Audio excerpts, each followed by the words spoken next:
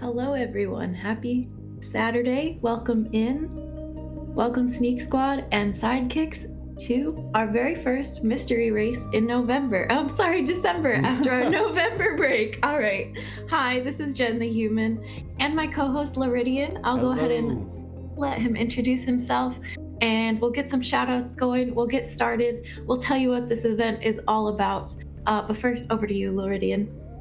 Hello, everyone. Thank you so much for coming and joining us for this sneaky bike ride through retro game fandom. I'm Loridian. This is my first time doing this, and I'm very, very excited to be here.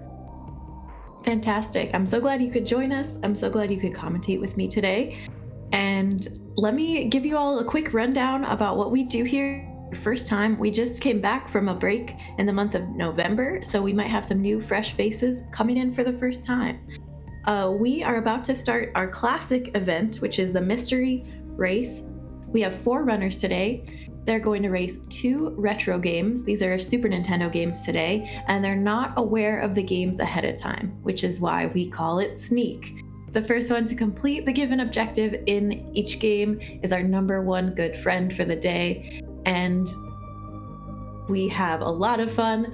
We are a community, and we put this together for you all to watch and join us and cheer on our racers. We're glad that you could be here. Thanks for sticking around after our little rest for the holidays. And with that, I will let Loridian go ahead and introduce each of our runners today. So today we have 4 veteran Sneak Bike runners. We have Sleek Beak, we have Ruben, we have it's Ace Face, and we have Chill Hatter. Sleek Beak is a fan of the Baldur's Gate games, Mass Effect, Majora's Mask. Ruben has learned that retro games are fun, and because of Sneak Bike is now just getting into them. Ace is a community staple into games like Nier Automata, Horizon Zero Dawn, and also streams cooking and art and Breath of the Wild, Katamari Damacy, and whatever else he feels like. And Chill Hatter is into Legend of Zelda, Overwatch as well, and has been streaming a lot of art. So very nice. Thank you guys so much for running today.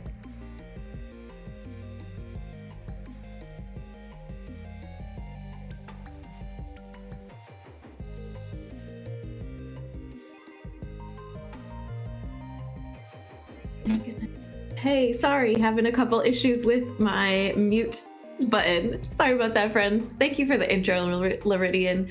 We're very happy to have all of our runners with us today. Thank you for joining us again. And before we get started, we have a few shout outs to run through to our mods in the chat. We really appreciate you helping run the show, setting up our commands, making things run smoothly.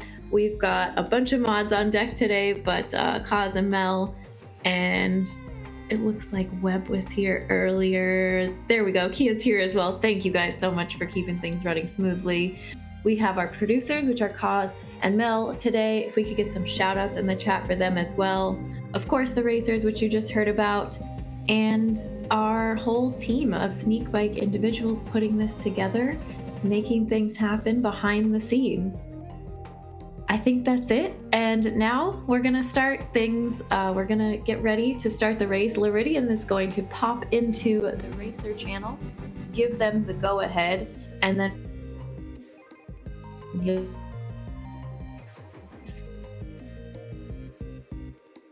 welcome to all our chatters. Of course, we've got so many people, lots of hype today going on a Saturday. I really appreciate everyone being here.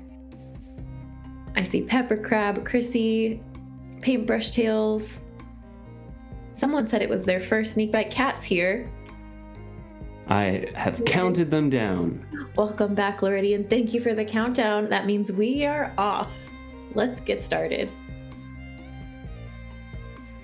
So you see, our first game of the day is Sky Blazer. What can we tell the chat about Sky Blazer today? Well, it's a platforming game that was released in early 1994. You play as Sky, who's trying to save, I believe, Ashura, or it's Vishnu, I believe, from Ashura taking over the world. It seems like everyone's off to a pretty good start here. Lots of colorful enemies so far. Some purple, some red, some oranges, some cool art. A loud and what's the word I'm looking for? Very animated, very intense thunderstorm as well. Quite the setup for ambiance to start off our game here. King Cake's here. Welcome to the chat, King Cake. Mom the Human is here as well. Welcome in. So we also see that our first objective is defeat the Rolly boss in the tower. I love that objective right out. We try to keep things as obvious and explicit for the runners as possible so they know exactly when they're done with the objective. Today, with a 2-game race, once they finish the first objective, the first game, everyone will pause, we'll do a quick intermission, and then we'll move into the second game. So as soon as they're done with the Rolly boss, they take a little break. So it seems like Ace is the first one through the first level, with Ruben and Chill Hatter both going through the little cutscene at the end there. And Sleek fell down a pit trying to get the energy and has been set back a little bit. Is that what these diamonds are? Is that energy? The diamonds are like similar to coins in a Mario game. Every 100 you collect, you get an extra life. Lives are indicated in the top right-hand corner, as well as your diamond count.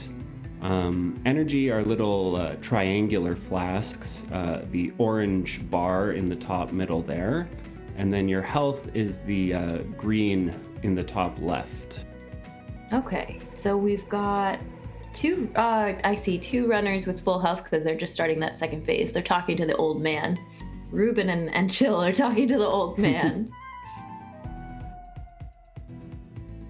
And Sleek has gotten past the pit where they fell last time, which is good. Ace is climbing the trees in the second level here. One thing that's really important is trying to maintain a high life count. If these runners ever get a game over, they'll be sent back to the beginning of the overworld and they don't have to clear all the levels again, but they have to walk to the level in which they died, and they'll have to start it from the beginning. So it's kind of punishing to get a game over. Gotta go for those 1-ups if they can find them. I think I just saw Ace. No, he just got a 1-up. But there was one earlier. I don't know if he skipped it, if he picked it up. There's some up in the trees as well. And Sleek Beak has completed the first level with Ruben and Chill Hatter on Ace's heels. I see there's some comments in the chat about the sound effects of this game. The hot dog is what it sounds like the character is saying. I love that. We've got a special command just for Sky Blazer now. Thank you, mods. So everybody's going to be on the second level together now. Pretty tight race so far. It looks like almost this flying squirrel animation when you're jumping from tree to tree. This is a really fun game. If you all haven't played it, try it out. This is a melatonin approved classic favorite. Very fun platformer with a lot of challenging parts. I've never heard of this game until it was picked for a race. I hadn't seen it before today. I'm always learning about new games, new old games. Yeah, in it's kind Sneakbike. You never really, or at least I can only speak for myself, but the breadth of the catalogs for these old systems, there's just, everyone knows the popular ones and the favorites, but there were just so many games put out for these consoles. Absolutely. I'm seeing is this the next level here or an extension of the second level, this fiery temple? So this is the third level, Temple Infernus, and our racers will actually be encountering their first boss at the end of it. Also, this level is the first level which they'll have to deal with getting squished by the environment. Yes. Some obstacle frustration with this level, as you were telling me before the race. We'll see it in a minute, but there are some moving walls that'll squish our runners. And lots of very unique looking enemies. Again, purple dragons, green helicopter orbs. And there's also these rolling wheels that, in my experience, were pretty difficult to deal with. They do quite a bit of damage. Okay. Plenty of challenges. Inuyasha, welcome to the chat. How's it going? I would say this is the spiritual precursor to Hollow Knight. I don't know if I see it, but I'll ponder on it. I'll see if I can make the connection. Ace takes a death against one of those rolling wheels. Okay. Sleek is making his way through that second level still, almost near the end, it seems like.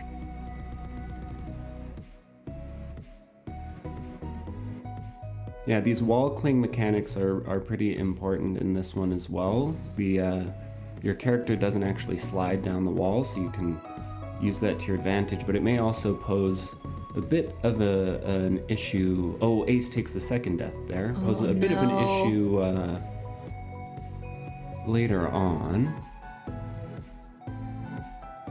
So we're all in Temple Infernus. Yes. Yeah. It's so interesting with these races to see different people pull ahead and then the playing field getting leveled, or sometimes somebody takes the lead from the get-go. It's never the same. Each race is different, and it's always very close, surprisingly close how quickly things can change in the blink of an eye. Like one person can pull ahead. Yeah, everyone seems to be having a bit of difficulty with this second room here. Mm-hmm. It is so tight, which is always great for an exciting race.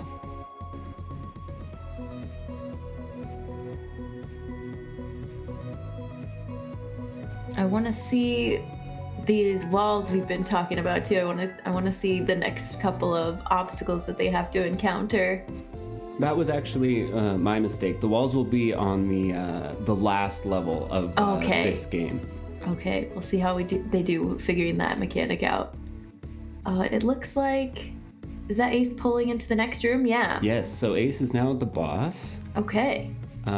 This boss isn't too difficult. Our runners will just have to attack the pot while the boss is inside of it and just dodge its projectiles. Ruben is having to do what looks like the walk back to the level you were talking about. Yes. And Chill too, I think, is having to go back to the overworld. So we'll see them continue back to the Infernus. It wasn't too much of a hike, but still annoying to have to go in and reselect the level and start from the beginning. Yeah. This is on par with Aladdin for Super Nintendo. Pepper Crab and Mel are talking about in chat as well.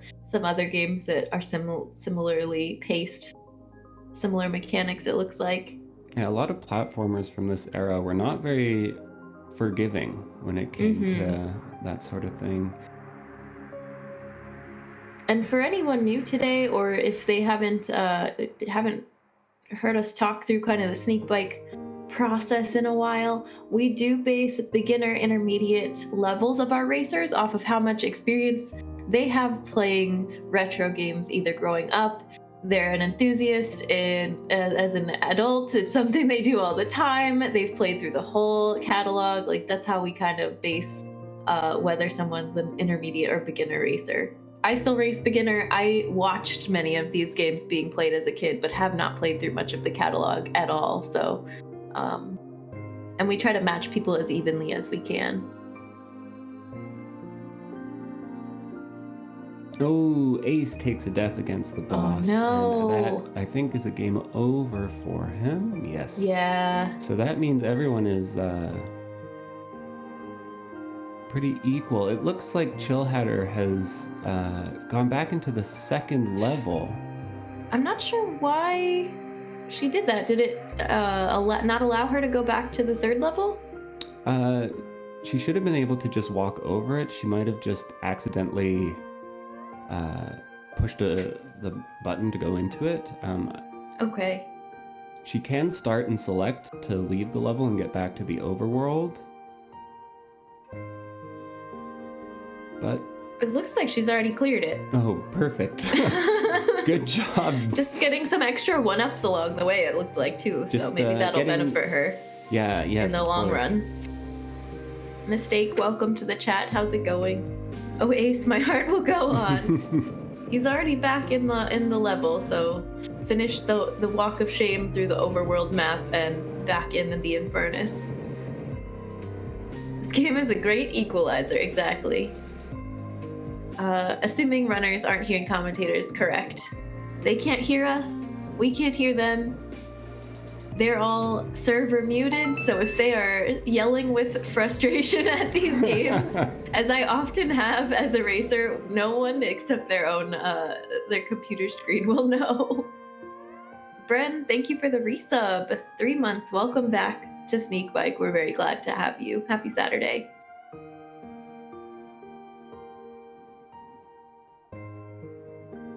There's those, what are these?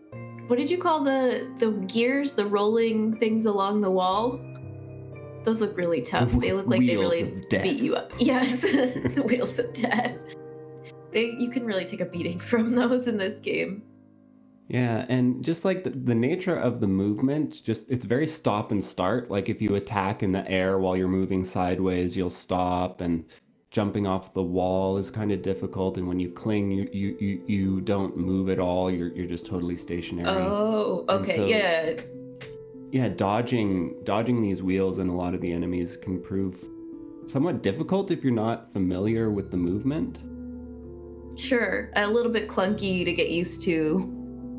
Yeah, and it seems to just be what is keeping everyone sort of on pace with each other. Kai as well, welcome to the chat. Happy Saturday. I know they're all facing these these challenges together. It does look like we've got Ace back to the third level boss again, the only person to make it to this boss so far. Taking us a little bit of a lead here, pulling ahead if he can pull off this boss victory.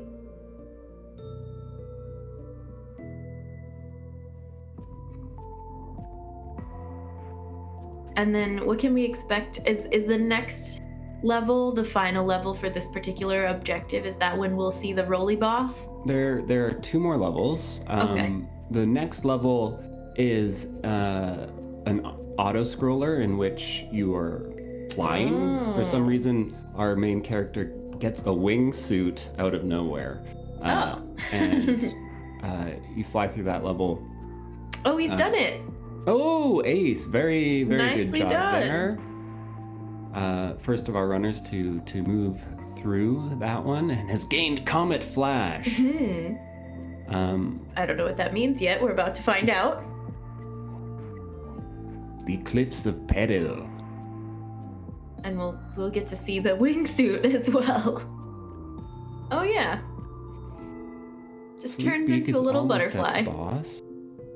So in the level in which Ace is in, you're basically falling all the time, and you press the jump button to just climb, and your attack button shoots those projectiles. Oh, okay. All right. He's getting the hang of it.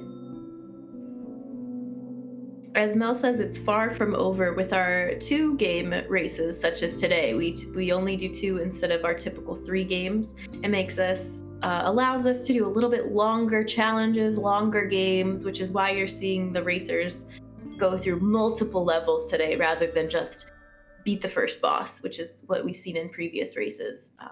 and it gets them more time to see more of the game, get used to the controls for a little bit longer.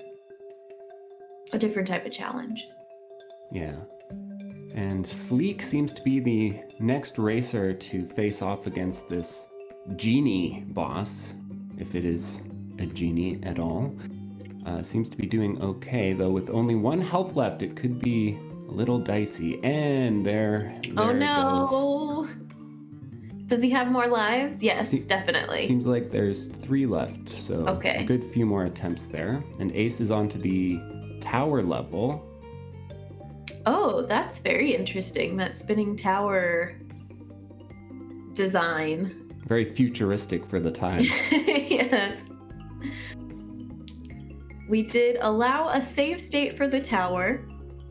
Occasionally when our racers get their instructions prior to the event, there'll be opportunity to give them all a help or a leg up if they all get stuck in the same spot, if they're really struggling. So for this tower level, there is the opportunity to give a save state, so that no one ends up having to go back to the very beginning of the game. And it looks like you kind of have to travel through the outside of the tower as it spins and go into each of the rooms before proceeding. Is that what's going on here? Well, you don't have to. For the outdoor tower sections, you only have to go into the last room at the top to progress, but it will behoove our runners to stop in each of the rooms on their way up, because there's quite a bit of opportunities for lives. Okay. Lots of diamonds, lots of 1-ups, etc., collectibles. But if they want to go fast, then they don't have to get into the rooms to actually progress through the level. Ooh, and Sleekbeak has just finished the boss as well. Yes, good work, Sleekbeak. Moving on to the flying world. Yes.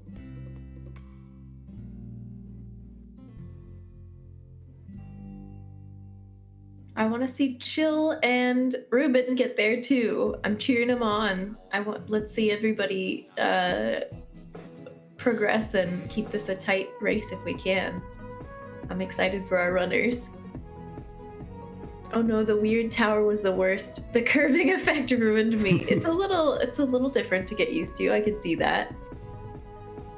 And then, as we saw a couple minutes ago, I think Ace fell off one of the platforms, or maybe not even fell off, just decided to jump off to try to get to the next room.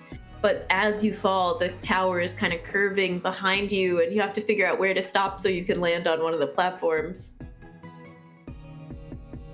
Yeah, it's tricky. Once you get used to it, it feels a little bit better. Oh, Sleek gets crushed against a platform on the bottom of the screen there. Uh-oh. And Ruben takes a game over to the boss in the... Ruben. In the Infernus. Infernus Temple. Very dramatic level names here. I wouldn't expect anything else from this game design. All the bosses are very ornate, elaborate.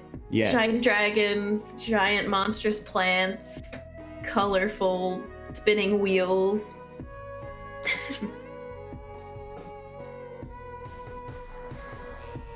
So that I'm watching for these platforms on Sleek's screen as well with this flying level.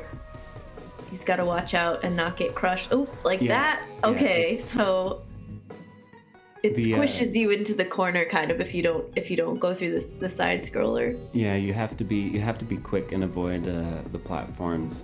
And like the hitboxes in this game are not forgiving when it comes to that. So basically staying as clear of getting squished as you can is the safest thing to do. Don't want to cut it close. Right.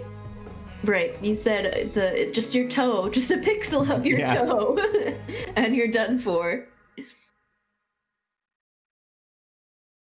Ooh, and Chillhatter has made it to the boss in the Temple of Infernus.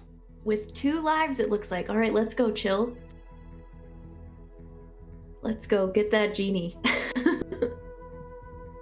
We have a lot of feedback coming from Mel in the chat today about the games and picking them and the difficulty levels.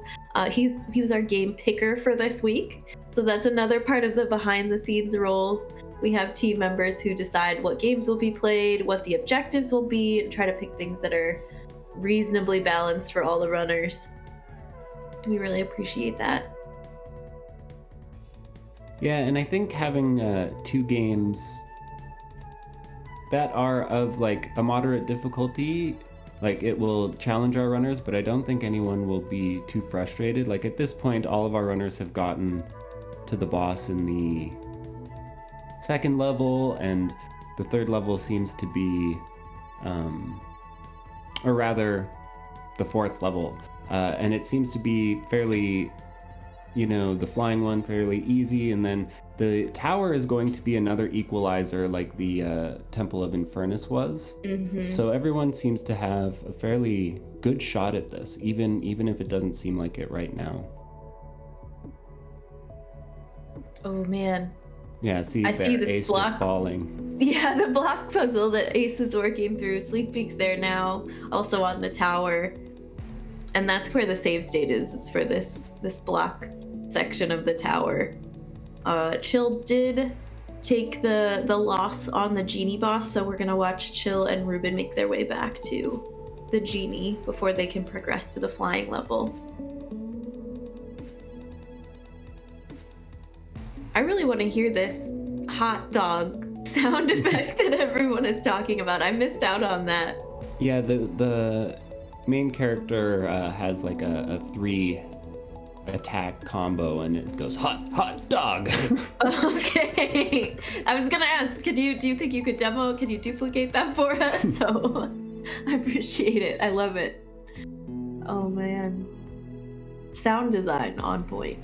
It looks like our 2 runners, Ruben and Chill, who are still in the Temple of Infernus, are getting through it faster, which is good to see. So they'll be getting a lot of experience on that boss and getting through it right away. Yeah, Ruben already back at the boss. Got there pretty quick. We don't want to see them having to run through the level too many times for that boss fight. That's the real kicker. But he is gonna have to do it at least one more time. I want to know more about this old man character. I kind of wish they'd given him a name. I feel bad when you just see a character named the Old Man in games. Is it the same old man from Link to the Past? Are they all the same guy? Well, it seems that this old man is named in the Japanese version Brahma. And Brahma is the creator god in Hinduism. So I much prefer having that kind of context. I feel like it makes the story a bit deeper than old man. Yeah. Ominous, mysterious, but also blank, and yes. Maybe they ran out of time. This old dude is an important figure. Ah, yes. It's more respectful than old fart or something. True. Thanks, Pepper Crab. Agreed.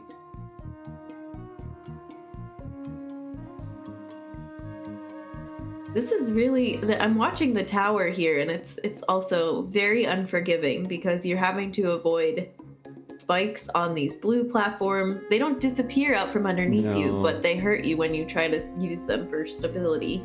Yeah, this entire section is fairly technical platforming wise, just due to timing with the blue platforms and the spikes. And then with the gold platforms, you actually have to short hop to get from one to the next. If you hold your jump and go as high as you can, they'll disappear before you land on them. So it's actually it's quite technical. Oh. It seems like Ace may be taking a break. Okay, all right. Taking a moment, regrouping.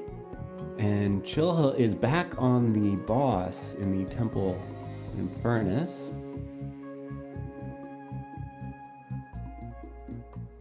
Seems to have the pattern down. Yep, avoiding those fireballs. punching the lamp. Avoiding the fireballs again. Good, good. This is looking promising. Let's go chill. Yeah, I really like that strategy of standing in the center on the pot and getting the projectiles to go straight down. This is very clean fight. Ooh, okay. All right. Oh, so close! Oh my gosh. Okay, but still not game over. That's all right. She's got a strategy.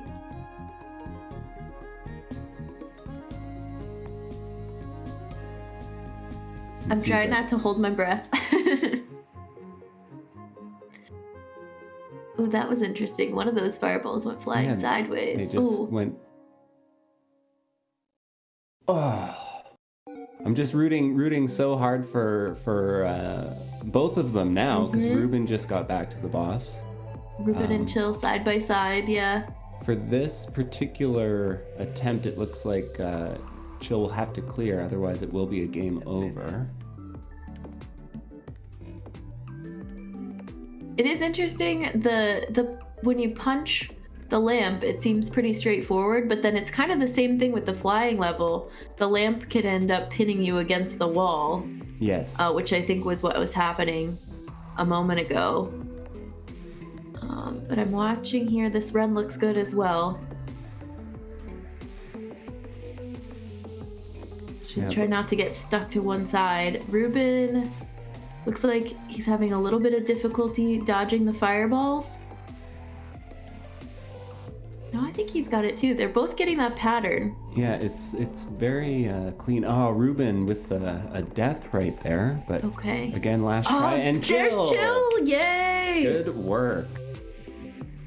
All and right. if you take a look at our two runners on the bottom there, they're still dealing with the tower. So Chill has time to catch up, and Ruben does as well if he gets through this fight. So absolutely.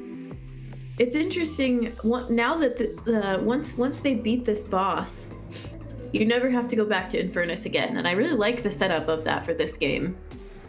Yeah, it's proved such a challenge, but I imagine it's very satisfying to get through, and then you don't have to engage with the level again.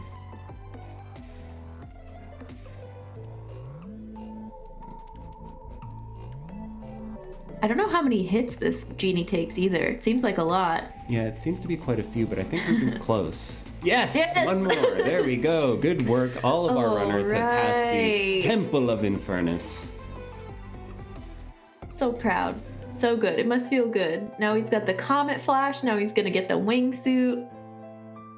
Tower is by far the hardest thing on this island. Yeah, the tower climbing looks very tough. We were focusing on that boss for a little bit, but Sneakbike and Ace are still going at it with the tower climb, trying to master this struggle. My wince there was for Chill Hatter getting squished, and I'm not sure if you saw it, but it was just a toe that was between the wall there, and that hurts. That hurts to watch. But at that point, Chill Hatter was pretty far through the level, so I imagine she'll get through this one easy peasy. Okay, good. I guess it's good to learn it up front that the hitbox is so unforgiving, so that you know that going forward. But man, if she's at the end of the level, you hate to see it. You hate to see it. And it looks like Ace is still dealing with these blocks, attempting to use the special power to navigate the section, but it may not be a fruitful strategy. So every one of our racers is gonna have to get through these blocks at some point. That's right, yes. Okay. Oh, okay. He got past a lot of the gold blocks. Now there's another spike trap here. Is this it? Did he do it? Now there's this, I believe this is the last room before the boss with this moving wall. It's either this one or one more. However, Ace seems to only have this life left. Okay, no pressure. He's able to get these diamonds here. Sleekbeak taking his time with these walking eyeballs. Mm-hmm. I've seen a lot of those, the miniature eyeballs just walking around, you know. Oh, Ace And got that sends Ace squished. back to the beginning of the level. Okay. I'm curious as to how our runners are feeling about their time right now. Right. Because they're completely unaware of what everyone else is doing. I don't know if they realize just how close it is. That tends to be a trend where people think they're farther behind than they are, because there's really no way of knowing. And having raced in the past, I always feel like every misstep is putting me in last place, but really they're all so close. It took a while to get past that genie boss, and the tower is gonna be an equalizer. The great equalizer. Exactly. It seems like Sleekbeak is also been feeling those unforgiving hitboxes, getting squished between these moving stones and the corners. And it looks like Ruben is now on the tower level as well. The Tower of Terralisk, I think is what it's called. They showed it at the beginning. We'll have to wait for Chill's screen again. I'm not sure what that means, if it's just obelisk, but maybe they wanted to mix it up a little bit. The terrifying obelisk. Yes.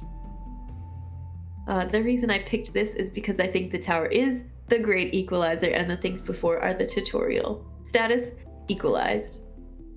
Ooh, yes. Pepper Crab, yes. Thank you very much. The Tower of Terralisk.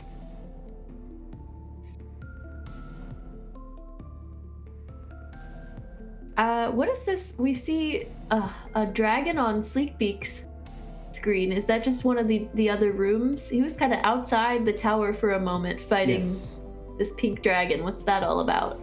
It's just another enemy in the level. I think it only appears in this one room, or screen, I suppose. They're outside between two towers. Oh, okay. Takes a fall there. Yeah, it's just another enemy. I think it takes... optional for a prize at the end of the room, maybe?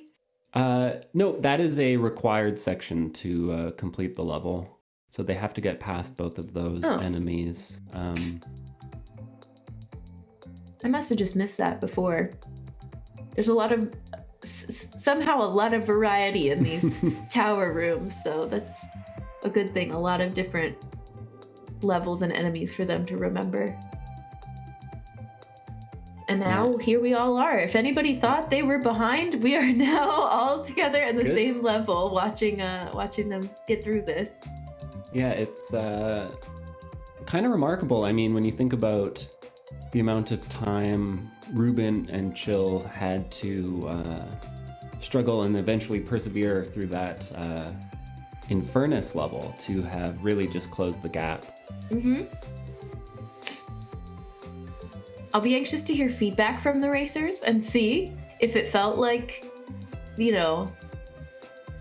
or if we're able to tell them they closed the gap, or maybe at the very end of the event today we can let them know, hey, if you felt like you were behind, you caught up real quick. So I love doing kind of the reveal to people and letting them know how close it was.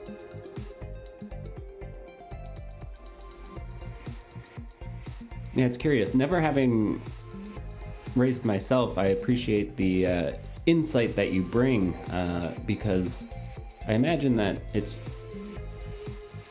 one can be difficult on themselves in these situations, regardless of the seriousness of the race. Oh yeah. And I think the hardest part is you put all this extra pressure because, oh my gosh, I'm racing, I gotta go, when really if you were just to sit down casually and play this, you'd be like, oh, this is interesting, this is fun, this part is hard, but the timing makes at least me panic a little more and maybe do a little worse than I would if I would just relax. Yeah, of course. I mean, one thing I noticed when I was playtesting this game last night was that being patient and taking one's time really rewards the player. Just like, making good jumps, not taking damage, not falling. It's really important. And when you're in that race setting, when you have the nerves going and all of this, and you're more prone to rush and make mistakes, it can really cost you in a game like this. Right. You got to make every movement count, and not just quantity of attempts of movements. Just bash your head into a wall. You'll get it eventually. So do you think you'll be racing with Sneakbike in the future? Oh, I would love to. I am very fortunate to be commentating tonight because at present I don't have to work today, so I'm very, very happy to be here. Oh, right on. We're glad to have you. That worked out quite nicely. Yeah, and it's been thus far a real pleasure. I do appreciate the opportunity. We're seeing, I like the Monster Lady. Oh, that was a different race on a previous, Monster World 4. We're seeing some chat reflect previous games. And we like to make comparisons between races too. We had a couple of games during the Halloween season that were kind of reskins of the same, ghouls and goblins. But those are very fun. I liked our themed races for the holiday. I hope maybe we can do that with the winter holidays coming up. Some snow-themed, ice-themed games, perhaps. Yeah, zombies ate my neighbors. Thanks, Mel. That was a fun one. So correct me if I'm wrong, but I don't think any of our runners have yet gotten to the Roly boss of Correct. this level. Okay, very good. We haven't seen anyone get to the boss. I assume the save state would be given right before the boss once they get past the tower, but that is up to our event organizers right now, up to Mel, up to Kaz, to let us know when it's time to offer the save state.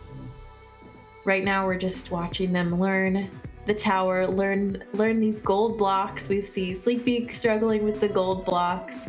Ace is back to the gold blocks. Chill's making her walk back to the tower. Might be a good idea, but let's see how they do. We hate to give things, we also do the occasional what we call a mercy kill for the benefit of the race and the audience and progressing through the games. If someone gets too far behind, we let them know, okay, you did great, but we're moving on to the next game. We try to give everyone as much of an opportunity to finish the objective as we can. And we want, especially right now with everybody making progress and still kind of learning the tower, we don't want to cut them off too early when they're like, no, I've almost got it. So yeah, it looks like Sleek is getting the hang of the smaller hops with this tower. Yeah, it's really key to those blocks to take the short hop. It looks like Ace is still sticking with that strategy of using the spell to get through the section. Oh, we did a short hop there. Very okay, good. Ace is getting the hang of it. Yeah. And Ruben and Chill Hatter are both in the room just before that, in the pretty much the same spot. The eyeball room. Yes, the eyeball room, unofficially named. I love unofficial names for enemies and rooms and games. They're way more just like accurately descriptive sometimes. It's not as the game designers intended, but as it is perceived by the player. This is the eyeball room, and that is what it will forever be known as.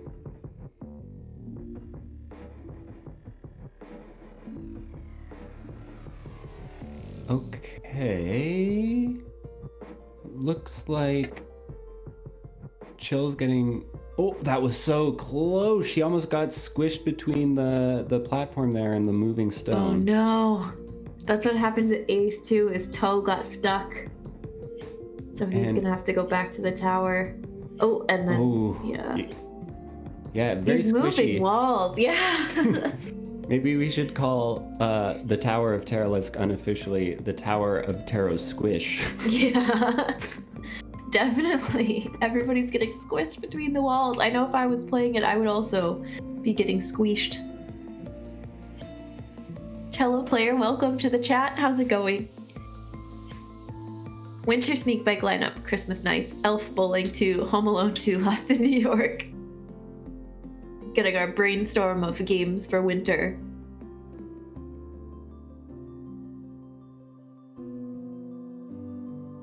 I see Chill is trying to wall grab here and punch the eyeballs before hopping over the ledge. Oh. Yeah, back to the start of the room though. It's difficult with these eyeballs because the longer you leave the eyeball spawner, whatever, the eyeball mother, yes, they kind of just overwhelm the platform. So it's like you kind of have to balance speed and moving quickly between being safe as well, and it can be difficult to manage. A quick moment in chat. We'll take a second here with these links on the page that are showing up. If anyone is here and interested in racing or participating or helping in the future, we've got a Discord. We've got social media accounts you can follow if you'd like to continue supporting Sneakbike and seeing what we're up to. Please feel free to join in on the community Discord and follow our social media posts. What the heck did Ace die from there? Probably a toe getting squished between two walls. Yes, just like right now. That. Oh. It's gotta be. I feel like it's gotta be frustrating. Now kind of the timer.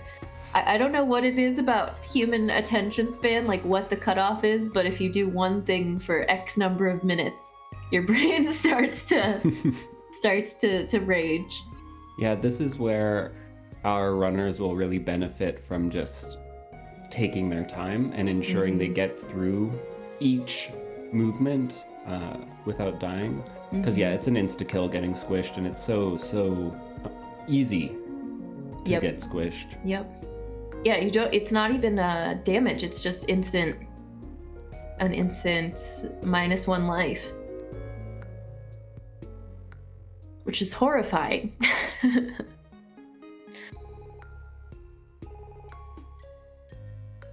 It looks like Chill Hatter is out of that room with the moving blocks. And ooh, okay. The just out the door, and that dragon wouldn't let her continue. Come on, let's go. And dashes off into the abyss. Man, I liked the dash strategy, but as soon as you hit a platform, you can't really jump or recover from that dash. You're just kind of sink to the ground. Tower of Terralisk. Yeah, and that's Ace and Ruben and Chill Hatter all restarting basically at the same time together there. It's quite remarkable, just like how close this is. And yeah, they will benefit from going into these rooms at the beginning, just picking up the lives, giving them, greater chances, more chances.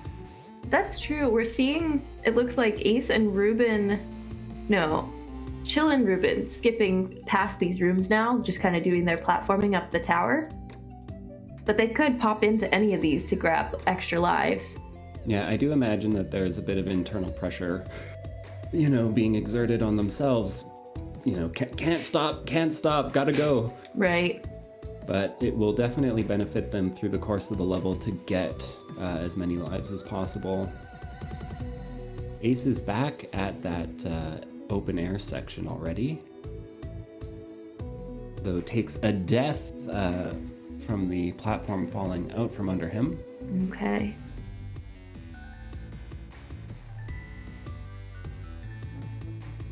And Sleekbeak having trouble with those golden platforms, the pattern blocks.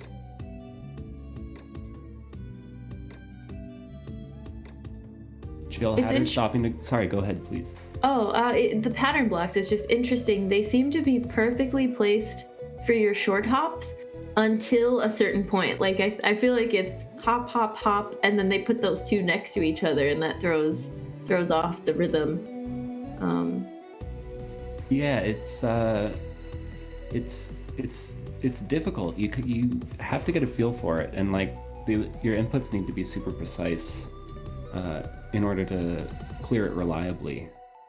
And then having those two blocks next to each other, yeah, just throws a wrench in the works. Mm-hmm.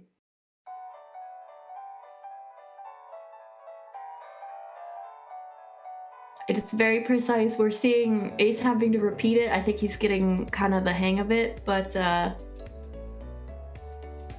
again, just we continue to see how this is the great equalizer here.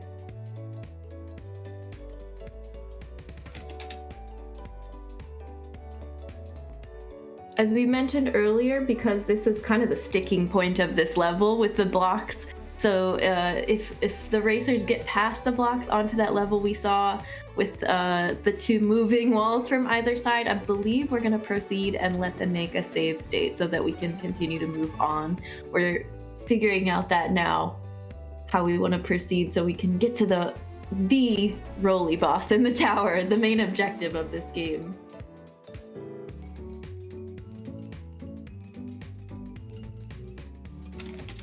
So actually, Loridian, if you want to pop in and let the racers know that that's how we're gonna do, how we're gonna proceed. I think he's doing that now, and then we'll continue. So as soon as they get past the gold blocks, they can create a save state, and then they never have to do those gold blocks again. So actually, Ace right now, I think, got past them. He can do his save state, and then he won't have to keep going back to the beginning of that section of the tower.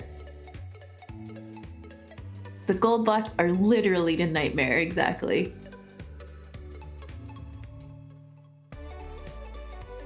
And as Loredian was saying too, you can see there's no reason to rush in these rooms with the walls that can squish you. You just want to take your time, because that is an insta-death if you slip up and get your toe or a lock of your hair stuck between two walls.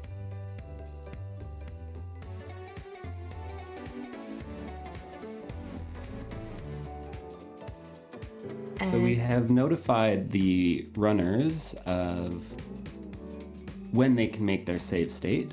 Okay. Perfect. It looks like Ace is maybe making his now, because he just got past the block. So he'll be our first person out of the gate with conquering the gold blocks.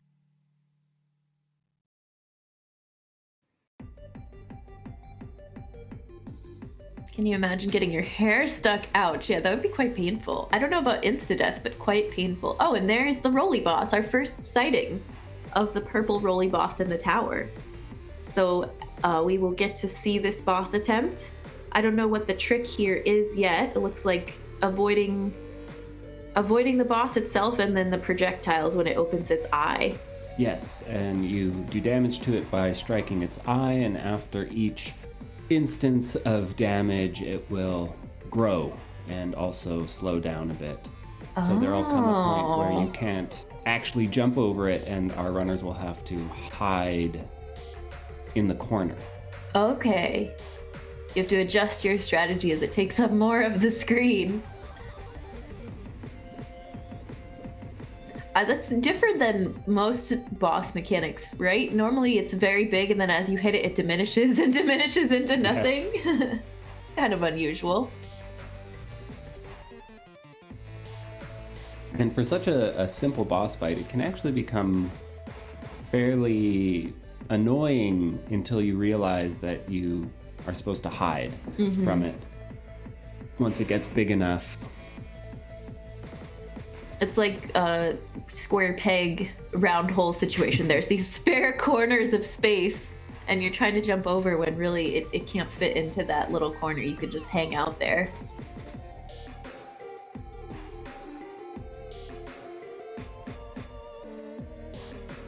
I feel like Ruben and Chill are just mirrored screens right now. It's basically perfectly in sync.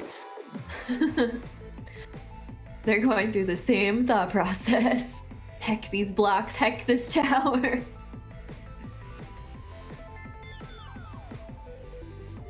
Okay, so Ace is going back to the room before the boss, and he'll get to try it again. Does the Rolly boss have a name? I wonder. Enemy names for this game. That would be a catalog that would be fun to go through. I always love figuring out what game developers decide to name their bad guys.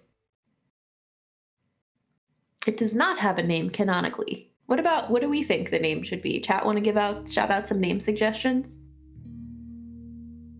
What about Imadillo? Ooh, there, Ace has figured out that he can camp in that corner. Oh, right before taking the death, but I think he's figured out how that works. Accursed pinwheel.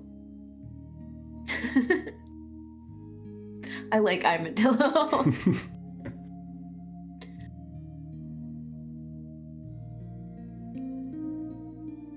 So Sleek Beak is now attempting those blocks again. Mm-hmm.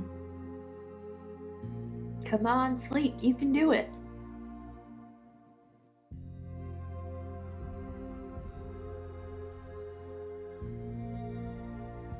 And Ace is still having a bit of a difficult time with the Imadillo. Spiral. Ooh, it looks like Sleek made it past the gold blocks. Nice. So he'll be making a save state here. Or maybe once he gets up to the room itself, yeah. Let's make sure he's able to do that.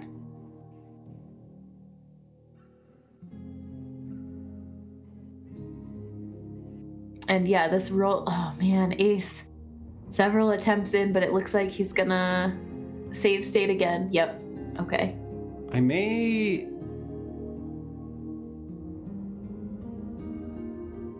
Yes? Oh, sorry. No, don't worry. Never mind. Okay. Pardon me. as you were. It looks like there's some one-ups and kind of prizes in this room before the boss as well. There's some diamonds in there. Hopefully everybody's grabbing those before they go into the boss fight. Although Sleepy is making me a little nervous with that wall section there. Ooh, oh man. Knowing how sensitive it is for your character to get stuck. Spiral, I like that too, Pepper Crab.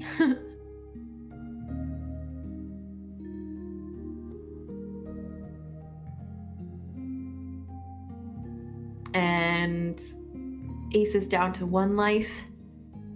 Really 2 attempts with this Rolly boss again. And Ruben getting squooshed. Oh no!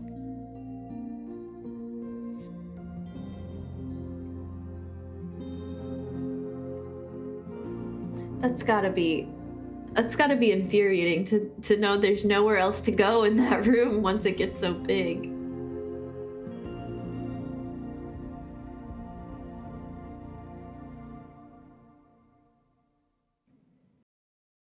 All right. So do you think you'll plan on playing this game any more after you did your play testing? Are you going to return to it, Loridian?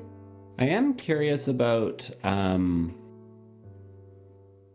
the difficulty and how it ramps. Because, I mean, we're still on the first continent of the world and stuff, and I am curious about how the game develops. So quite possibly, yes. Nice. I don't know if I'll work it into my regular rotation, but I do need to at least check this out a little bit closer, see what our racers had to endure today.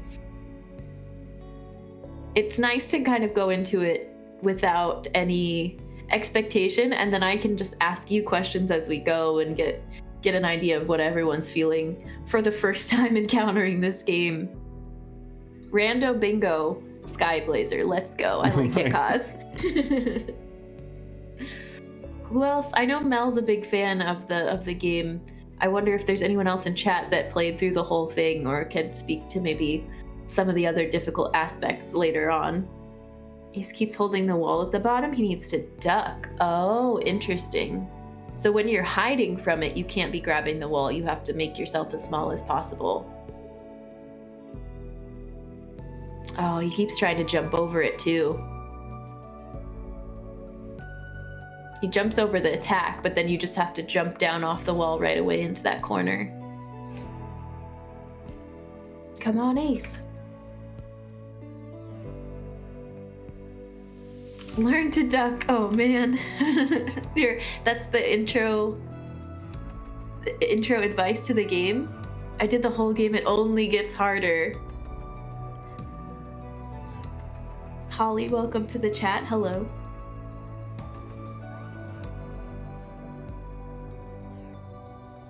And then jump down and duck. No, Ace, no! You gotta duck! Yeah, this save state is... Oh, and Sleepy got back to... No, back to this wall section. This is where Sleepbeak is struggling to get to the Rolly boss. I want to see a couple people battling the Rolly boss here.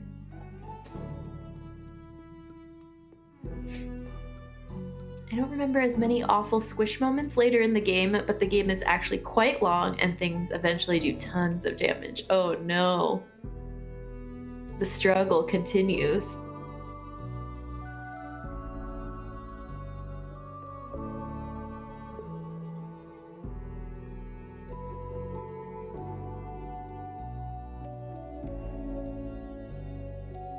We're seeing kind of a plateau at the moment. I think we might also let the racers put a save state in the boss room itself so they can duke it out with the Rolly guy and fight to the end, if you will.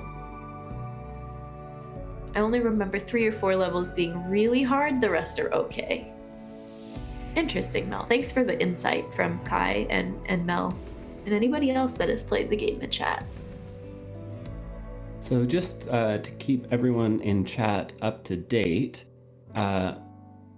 because Ace has made his save state just before the boss, we're giving the runners one save state after the golden blocks and then another save state just before the boss so that everyone is on the same page and given the same chances to get through. Okay. Cool. We did go ahead and do that. I was letting everybody know that we might go for that just so we can see everyone duke it out with this Rolly guy and not have to go through the squishy room again. All the different nicknames for our rooms here. We got a duck. He's catching on. Darren, welcome to the chat. Happy Saturday. We got a duck now. He just has to goose. I love it, Cello player. A game of duck, duck, goose with our final boss of the first game. Final objective. They're not beating the game here today. And even for such a simple boss, it is giving our 2 runners who are currently attempting it, a lot of trouble. Mm-hmm. I don't know if it's when you move to the left, does it automatically make your character cling to the wall like that? Because I see them both grabbing the wall in the corner. I don't know, actually. I never attempted that. I just saw Sleek have the running animation into the wall. Okay. So I don't probably think not. So. And we've got Chill and Ruben on the blocks again. So if they can get through these blocks, the gold blocks, then they'll have their save state at the boss level as well. You have to jump or press up to grab. Okay. So they need to fight. Oh, there, we got a duck from Sleekbeak. I don't think it was quite close enough to the wall, but that's what he's gonna need to do.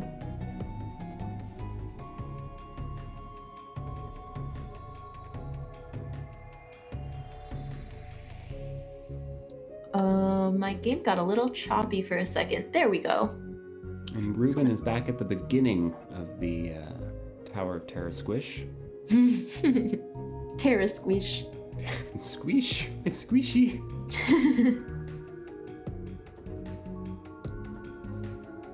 Oh, goodness. Okay, there we go. Ace is ducking. He got it. He got the duck there.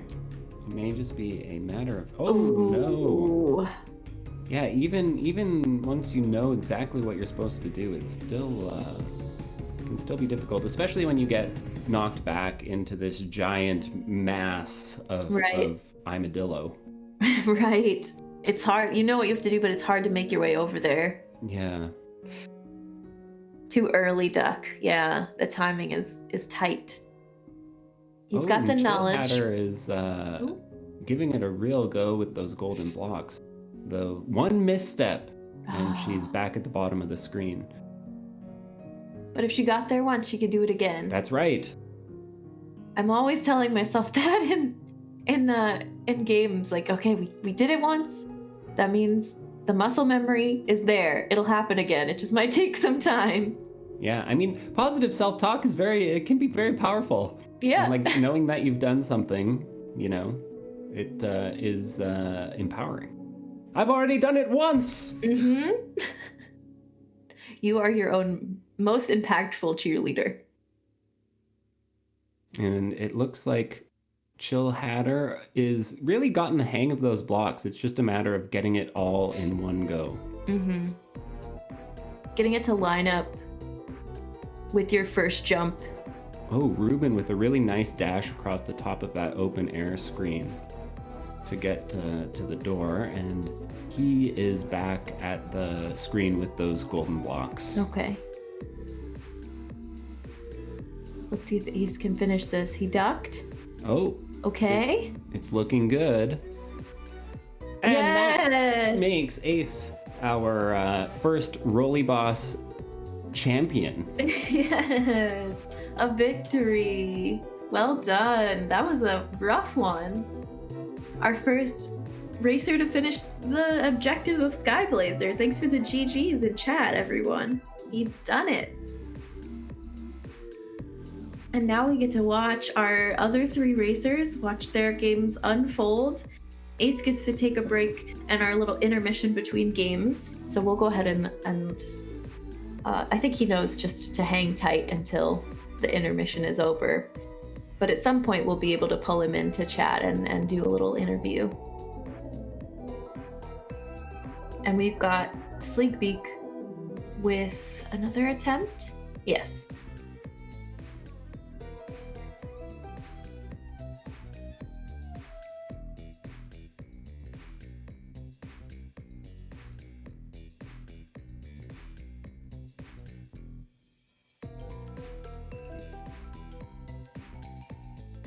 Okay, I'm watching Sneakbike holding my breath again.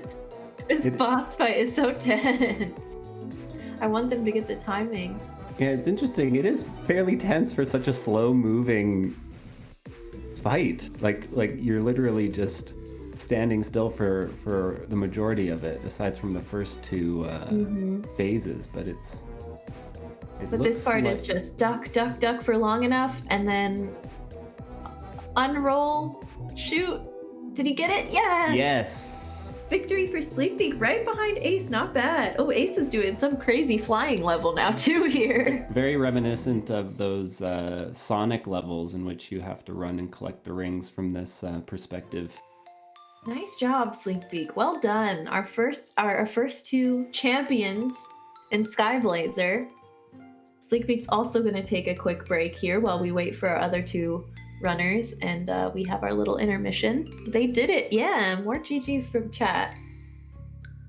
I wonder if Sleep will continue to this sky level too, this Sonic level.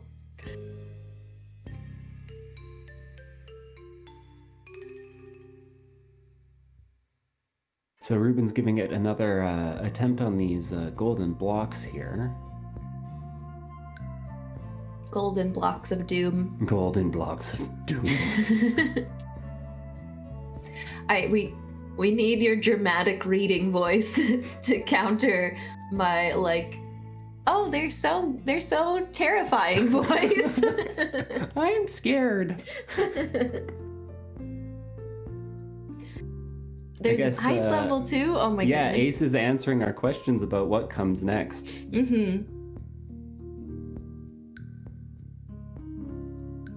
Chillhatter back in the room, the screen with those golden blocks.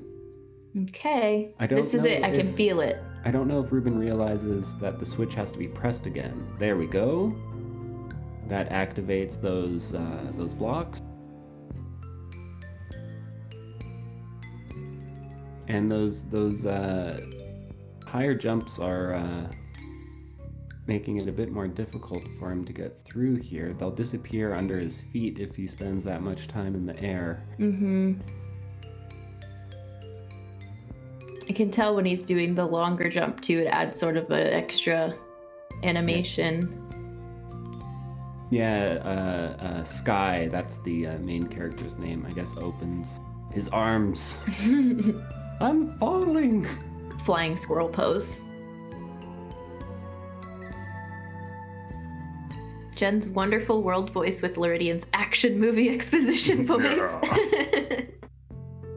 Original goal was a few more levels, but I'm glad that I did not. Mel, I think we found the sweet spot for objective for this one. It's very tricky. They're puzzling through it. They're persevering. And it wouldn't be a Super Nintendo game without ice physics. Very true.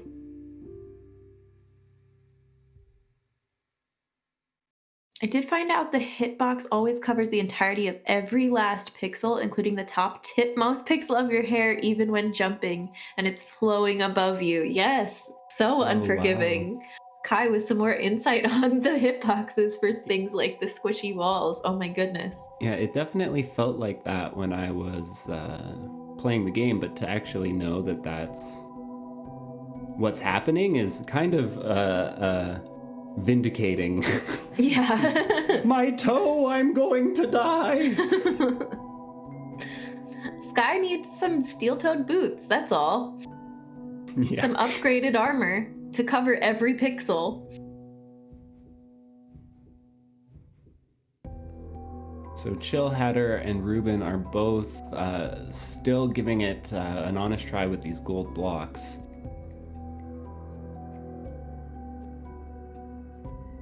I do want to see him come out on top with this. With these blocks, I want to see a victory.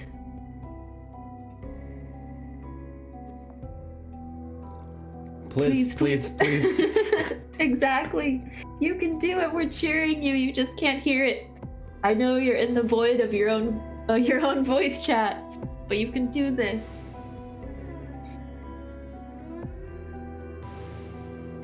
Okay. Oh, I feel like Chill's getting so much closer. With those short hops, like I can tell they're looking good. Yeah. Yeah. Oh, and Ace is giving whoa. us a rotating wall boss. Very interesting. A frozen monkey face wall. Or like monkey lizard. I've never seen anything like it. Almost Andros, kind of. Oh, yeah, definitely.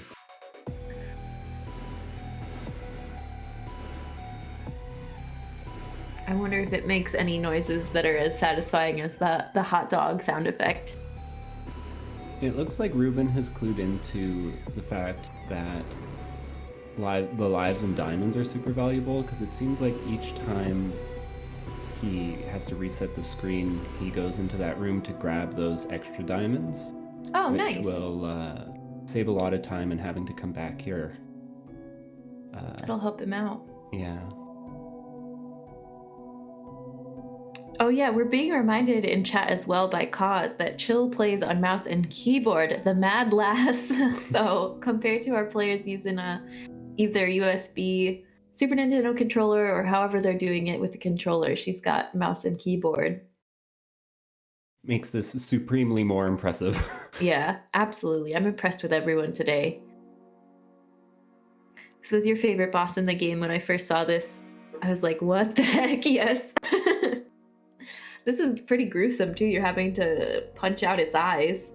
The boss that Ace is fighting here in the bottom right.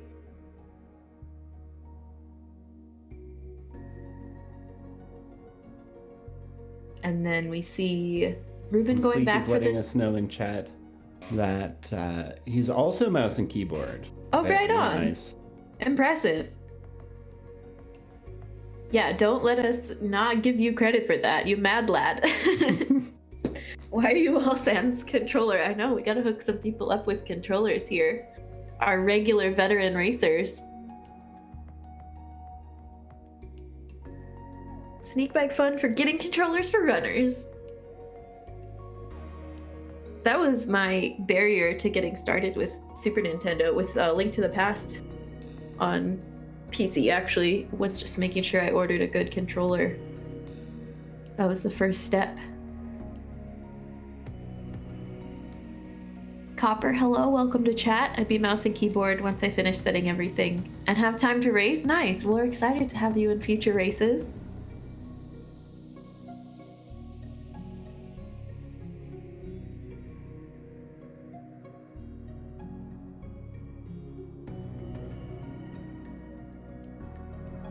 We're hoping we can get through these platforms. We really want to see our friends continue on to the Rolly Boss.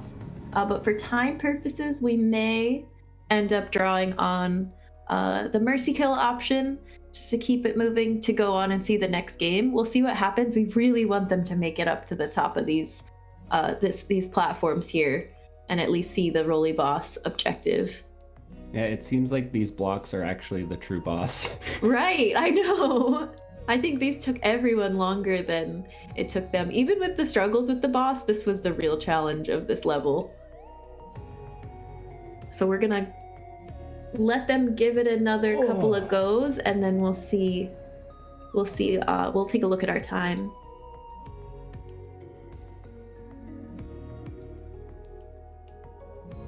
I know, it's so close. They're getting the short jumps, but then the double ones, the ones next to each other, that's the real sticking point here.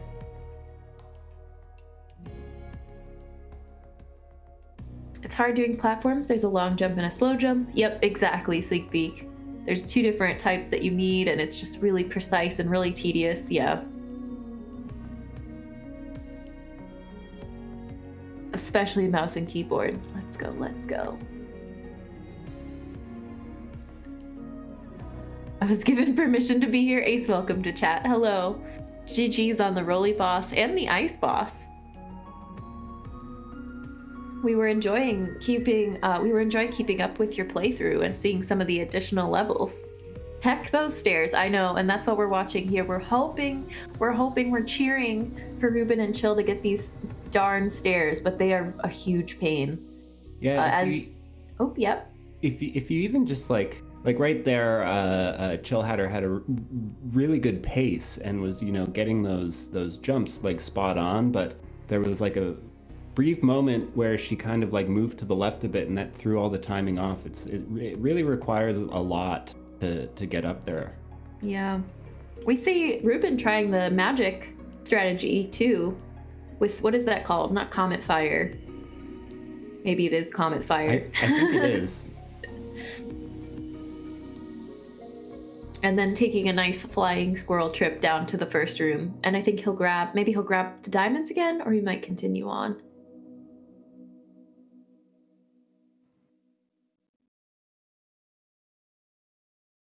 Yeah, Ruben's trying the Comet. He's 10 seconds away from switching to Super Troll Island, another Sneakbike favorite, a classic. We'll give him a couple more tries, maybe another minute or so, and then I believe we're gonna move on to our intermission and take a minute to talk to all of our racers.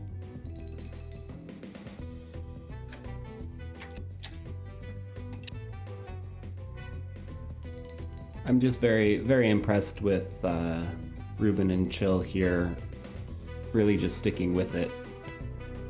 I know. Shows a lot of patience and determination. I'm impressed too. I don't know if they'll feel the same way about patience when we talk to, but I'm still impressed and proud. I know I would be feeling it. We'll just say that. The hop skips are what got me. I love this feedback of everyone's own individual struggle with the golden blocks here in chat.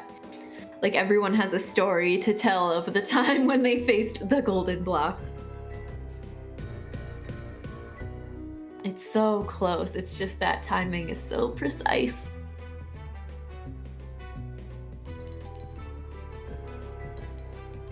I think we'll let them, let's see. Ruben's collecting these diamonds. We'll let them give it another go, but I do believe we're gonna go ahead and move on.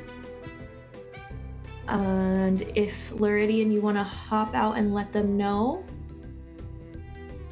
we'll orchestrate that behind the scenes. I really appreciate everyone's support and being so positive, and just it seems that it is mutually understood that this part of the level is a nightmare. So you're all great, yes.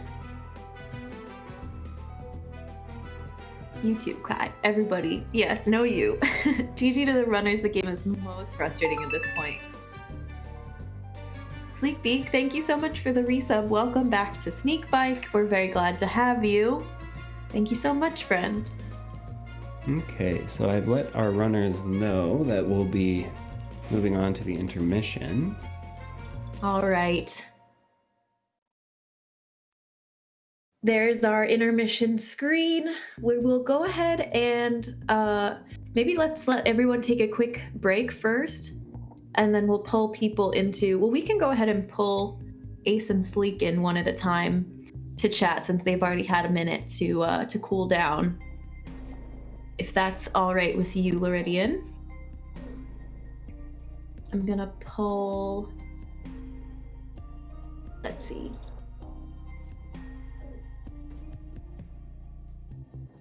Hello, Ace and Sleep. Hi, friends. Hi, racers. Hello. Hi there. How do you think the first round went? Pretty okay up until the stairs. But I feel like that they were... Oh, go ahead. Sorry. No, go ahead, Ace. I didn't mean to. You're the number one friend. You're the number one friend. You take this away, bro. I was just gonna say the stairs are like a little bit of a learning experience, because there's some spots where you can skip and some you can't skip, and some of them look like you're about to fall off, but you don't, and that's just what got me. But you did it. You conquered them. Yeah. What else do you have to say? I know the stairs are everyone's nightmare. Mm-hmm. What are your impressions of the game Skyblazer itself? What are your favorite parts of the levels and the boss fight? How did you feel about that? I like everything except for the fact that I stick to the walls when I don't need to. So I'll jump towards the wall and just stick to it without meaning to when I want to go in that little corner. I think you... Oh, we were wondering about that. Yeah. Also, I'm not sure if this is something with my controller, but whenever I'm in front of a door, I guess it presses up too. Oops, sorry. Oh, no, I spent some time to figure this one out. So the controls for jumping off the walls are really crazy. If you just press A on the wall, it does not default you to jumping like horizontally or up at a slight vertical. Instead, what you have to do is you have to press the arrow key in the direction that you want to jump, and then you will jump off the wall. So this was like hard to figure out in real time, because I also had this problem where the ball would roll up on the wall, and then I'd want to jump, and so I just pressed jump, but then it wouldn't do anything. But if you press the arrow key and then jump, then it's fine. Okay. I wish I'd known that. Yeah, added frustration and added insight to that fight here. Well, I think it's an open question amongst the Sneakbike community. Like, how much time do you invest in figuring out the mechanics of the game? And how much do you figure out in, like at the beginning of every game? I know we're halfway through, so I'm giving away my secrets, but I always try and do all the little things on the tip sheet and I'll press all the buttons, essentially. I think it's an open question as to whether you should just go through and hope you figure it out, or whether you should spend time to do research like that. For the blocks, I didn't feel like it was so bad. I was unnerved because I was running out of lives, and I couldn't figure out, like, should I go back into one of those rooms to get the power-ups, or should I do this thing? But once you figure out that it's just short jumps up, you just count 6, walk once, jump another time, and then walk back. And if you do that, then once I figured that out, it was pretty easy to just not look at the screen, but then just count, and then it was easier to move up. Very precise. We were noting that it's kind of the science, exactly the movements, and you can't deviate or the blocks will disappear out from under your feet. Yeah, it's a real Zen experience. I guess your tutor with that old Yoda-like guy, that's what he would tell you, like, don't use your eyes, trust your fingers, or something like that. I'm gonna bring Ruben and Chill in here to talk about their experience. Sounds good. The gang's all here. Welcome in, friends. Hello. Chill, you want to give us the rundown of your experience with Skyblazer? How did it go? Thanks, I hate it. Okay, so like I liked it up until the tower. Like it was kind of okay up until there, but I don't know if anyone else experienced it or if it was just me. But like there would be times where I wasn't hitting. I'm playing on my keyboard too. But there were times where like I didn't touch anything on my keyboard and my guy started to like inch over a little bit. And there were several times where I definitely like I was registered on the block and I hit jump and it didn't register my jump. So I don't know what happened there, but I didn't like it. Definitely some controls issues and kind of input issues with the game, it seems like, from a couple racers. Oh, okay. I want to let all of you runners know that it was actually a very, very close race. Oh, really? Seriously. The tower is the equalizer. Yeah, you guys were all stuck on that, the room with the stairs together for quite a while. I believe that. I totally believe that 100%. Yeah. I liked his little jump though. His jump was pretty fun. Pretty funky. I liked that. I would actually like to know how you solve that puzzle alternatively. Like, can you use the dash power? And if so, where would you do it? And things like this. I was trying that. Yeah, like, I wound up having to, I don't know if you heard Chill, but I had to like memorize the small jumps. Like, it was a very precise jump structure to get up. But then the whole time I was like, man, there's got to be a way to dash over this or something like that. You can use the dash as well. The dash as well, yes. But it's very tricky. Okay.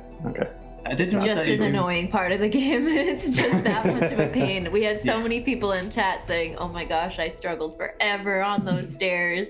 And it is no easy feat. So don't beat yourselves up. That is a challenging. There's a reason the save state revolved around the stairs. And that was truly, we've seen this in other games where there's an equalizer and everyone in the race is struggling at the same spot, but as soon as the first person breaks out of that spot, that kind of gives them the leg up. And that's what happened. Was Ace was the first one to break through the stairs, and then we gave you the post stair save state. So once you were through it, you didn't have to do it again, which is a helpful deciding factor. Yeah.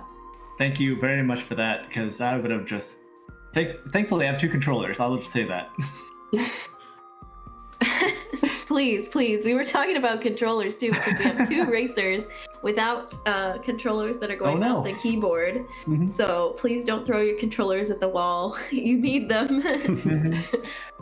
But you're able to conquer so much with just mouse and keyboard too, and adapt and conquer. Agreed. Ruben, what do you have to say about your experience with Skyblazer? We haven't heard from you yet. I'm just happy to be back, guys. We're very glad to have you, Ruben. I miss being put in these stressful situations. Did you have a favorite part of Skyblazer so far, or you're just happy to be back in the Sneakbike community setting? I like crouching and punching the eyeballs. Nice, yeah. We were talking about the eyeball what boss. stairs are you guys talking about? Are you guys talking about the blocks? Yeah, the golden blocks. Okay. I thought I didn't even get to the part you guys were talking about. No, you guys were all struggling through that together. I think mine was broken. Yours was broken? Yeah, I don't think mine was right. And you mean the block timing or the switch Yeah, that the turned block on timing. the blocks? Because we noted it's just a very tedious, difficult spot, but it could. Maybe the timing was off. I'm not really sure. It definitely required the player to adjust their jump timing. You had to like tap the button instead of hold the jump, which was like kind of frustrating.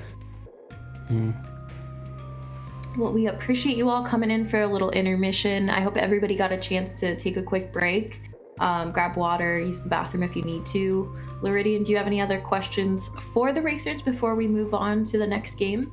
do you guys have a favorite enemy that you encountered?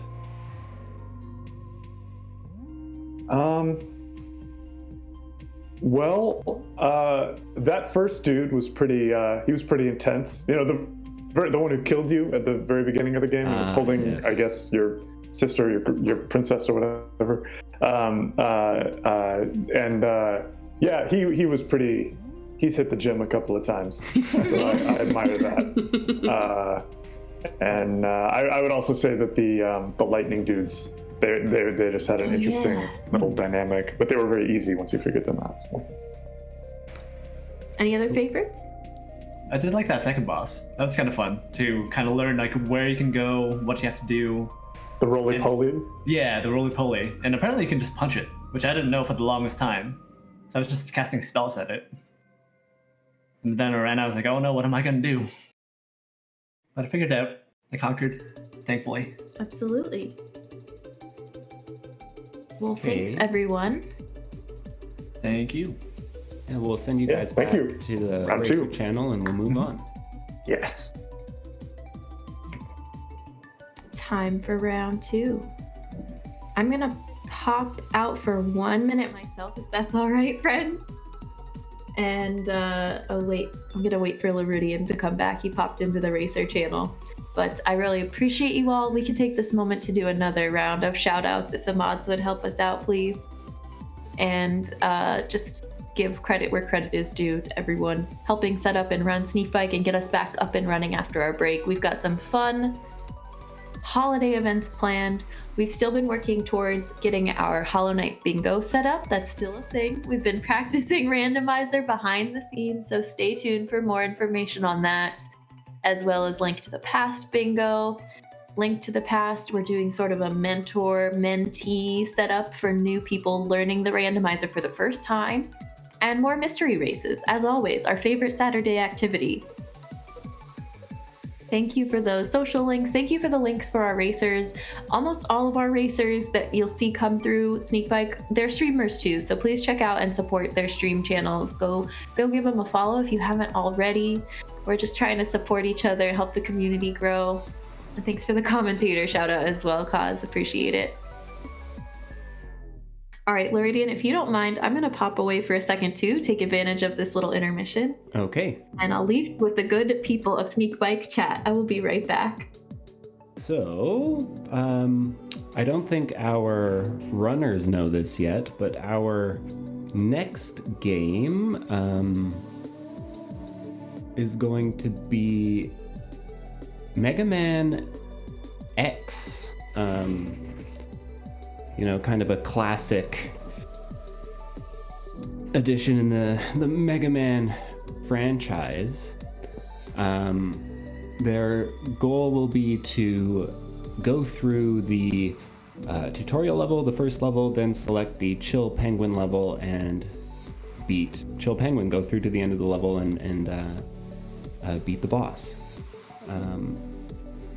Mega Man is I think fairly notorious for being unforgiving as well. I think that's a contributing factor to why we've only gone with 2 games today. They're both fairly difficult. Now, what makes Mega Man different than Sky Blazer is that it's a run and gun, whereas Sky Blazer was more, melee focused combat. You can also, in Mega Man, charge your blaster to different levels to have different strength shots. Mega Man X is an absolutely rude game to throw at people. Yes, it is, Pepper Crab. Fortunately, our runners won't have to go through too much of it. Just the tutorial and the Chill Penguin level. In playtesting it last night, I found that the wall jump is like integral to movement. The game, I think, forces you to actually learn it. And after playing Sky Blazer, I think our runners will really appreciate the wall cling mechanics in Mega Man X.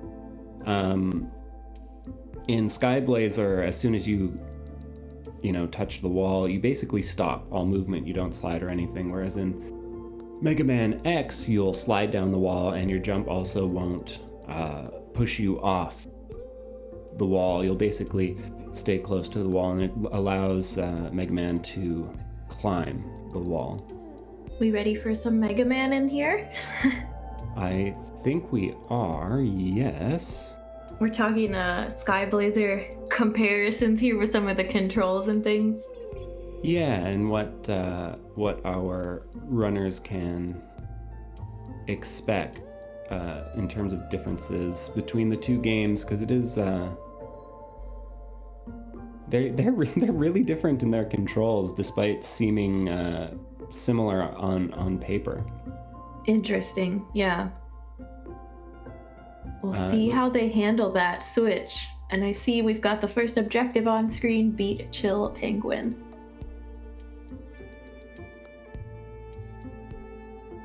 So I'm going to go into the Racer channel. I'll make sure that Sleekbeak has loaded up the game, and then I will give them a countdown. All right, we'll see you when you get back, Big Floridian. We're just watching the starting screen here, and we'll go ahead and we'll see their screens switch over once they begin the first level. Sleekbeak, big into Skyblazer so much he didn't bother opening Mega Man. I know, he just wants to stay on Skyblazer forever and master that golden block. I'm excited to see how they adapt and conquer, and what they think of Mega Man X. It looks like Chill is in the character customization screen, or that maybe that's just part of the rolling menu here.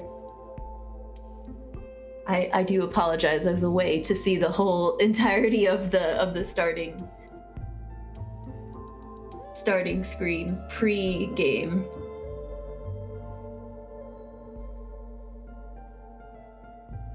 And we're working out Sleekbeak's game situation here too. So please give us a moment, friends, while we get set up for race number 2, for game number 2. Mega Man, where's Bren?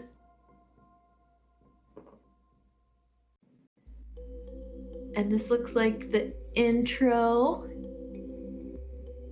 telling us what Mega Man is equipped with and all of Mega Man's power.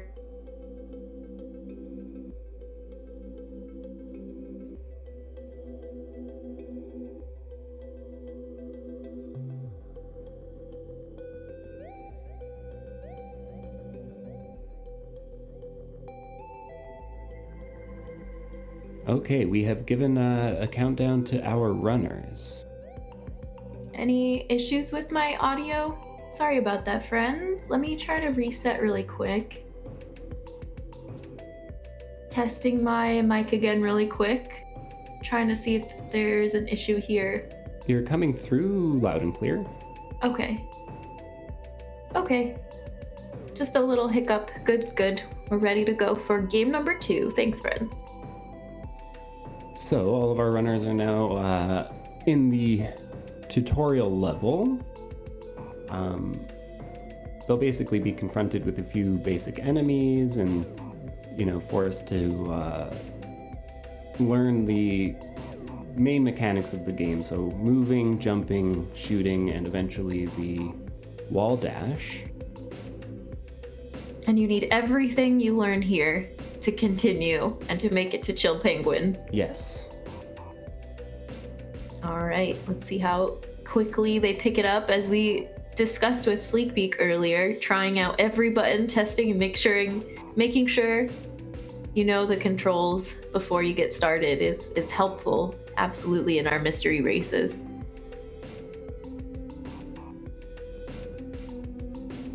One thing about this, despite it being a tutorial level, it's still actually fairly difficult. Your character at this point in the game doesn't have a lot of health, and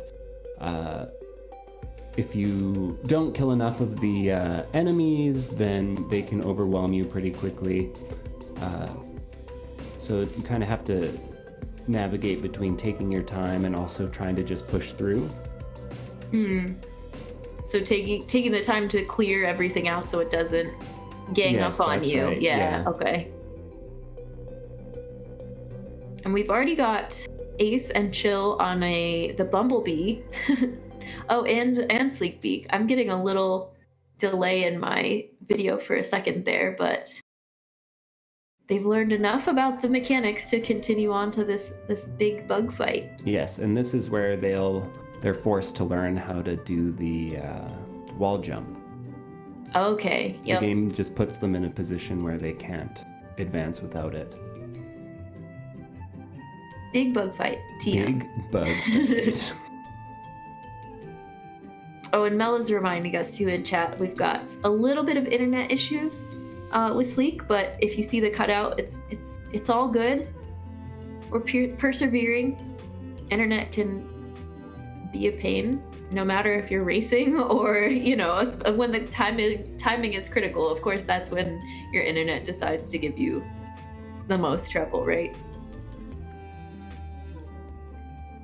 This is the precursor to Hollow Knight. This was one of the games that they drew inspiration from.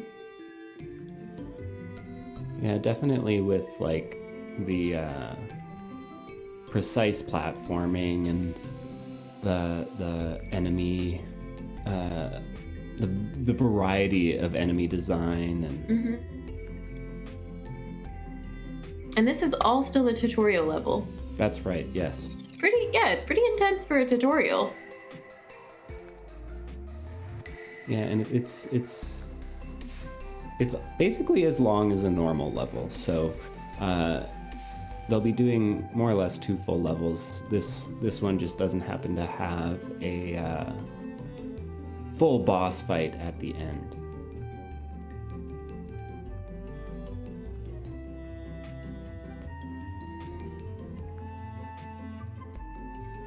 Now we have Sleek and Ace with these car enemies. Can be a bit of a nuisance because if you even jump over them, they'll turn around and pursue you. Oh. Yeah, not fun. And you can't even jump in the car and drive it.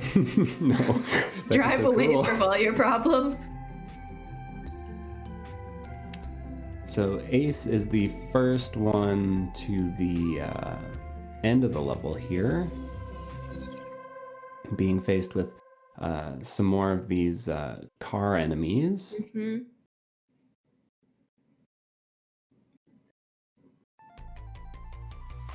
Sort of an enemy rush at the end, but not a boss. Sort of a tutorial mini boss, maybe. Yeah, and then with this fight with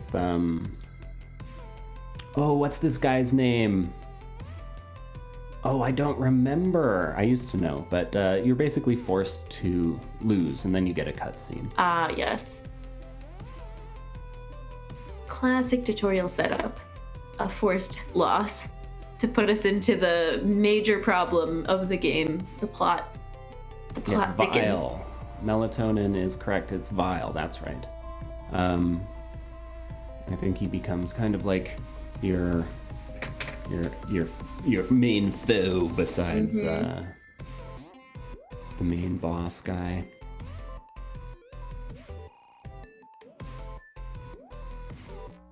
So Ace is finishing up this cutscene, and the others will follow shortly. What is the screen we're looking at that Ruben's seeing? So With all the numbers? this game doesn't save. You can't save your game. So this screen, basically, you'd have to write down these numbers, and then if you ever wanted to load your game again, you would input them at the start menu. And it would put you back. Yep. Yeah, so depending on like how many energy tanks or powers or the order you did the level, it would all be coded into that sequence of numbers. Actually, Skyblazer had a similar system. I'm not sure if we saw any of our runners actually use it because the game doesn't generate the code by force, but on the screen with the old man you can go select one of the options and then it'll bring up a code for you to record in the background. Okay, yeah, we didn't get a chance to see that, and especially since that game didn't force them to go all the way back to the beginning, we just kind of skipped through the old man dialogue. But if you were to have to put it down and come back the next day, you could use that code so you don't lose your progress. So now we're seeing the frozen level, the first level that Ace is on here. Sort of an ice cave? Yeah. with robot bats and some more death wheel enemies. Though these ones are nowhere near as deadly as the ones in Sky Blazer. Mm-hmm. And it seems like the tutorial level is giving our other three runners a bit of a challenge here, but they're all pushing through really well.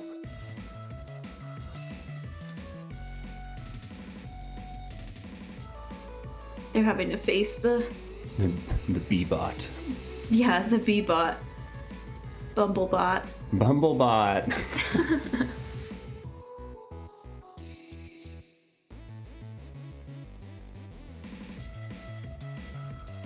I vividly remember the level select screen for this game, and my childhood self telling my brother, pick that one looks cool, go to the chameleon, that looks really fun, I want to see you do that, and him being like, no, I'm doing these in the order I want to do them in. You don't just get to pick the cool looking level if you're not playing. But it's a fun game to watch. Yeah, a lot of like the art direction in this game is really colorful, bright, with a wide variety of design when it comes to the enemies and everything. They really created a believable world with all of it. Mm-hmm. And Mel is telling us in chat this one jump is the hardest jump in the level. Ah, yes, it forces you to get the wall jump up on that little edge there. Past the spikes here, but it looks like Ace has gotten it and is moving on, which is good news. So the game forces you to take this capsule here in this level, and right now Dr. Light is telling Mega Man that he wanted Mega Man to be live a peaceful existence, but has to go to battle or whatever. So he's hidden these capsules throughout the world to help upgrade Mega Man and make Mega Man more powerful than any other robot in history. And so right now Ace is getting the boots, which will allow him to dash, though the game doesn't actually tell you that. We'll see if he's able to figure it out. And it looks like Ruben is on the boss of the tutorial level now as well, and has made it to Vile, so that's... all right, let's go Ruben. That means, yeah, he just has to lose, and then he'll get to go to the next level, right? Yeah, that's right.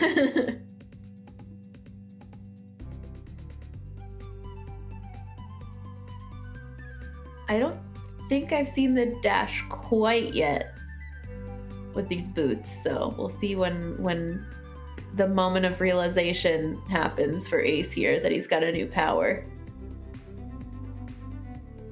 But I like this sort of barrage technique of just firing the gun in front of him and hitting anything that might be there waiting. And now he's got, what is this suit called? I don't know if they have a real name. I've always just called them a mech, but I don't know. Yeah.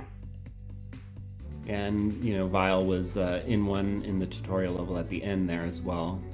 And throughout the game, we won't get to see them, but throughout the game there is a variety of these suits that you can enter with different mechanics, different attacks and whatnot. So this one just punches. As we saw demonstrated. It looks like he's gonna need to grab it again to continue. Maybe not. Maybe the wall jumps are gonna do it. Now Ruben is through that cutscene. And it looks like Chill Hatter is getting closer to the end here as well.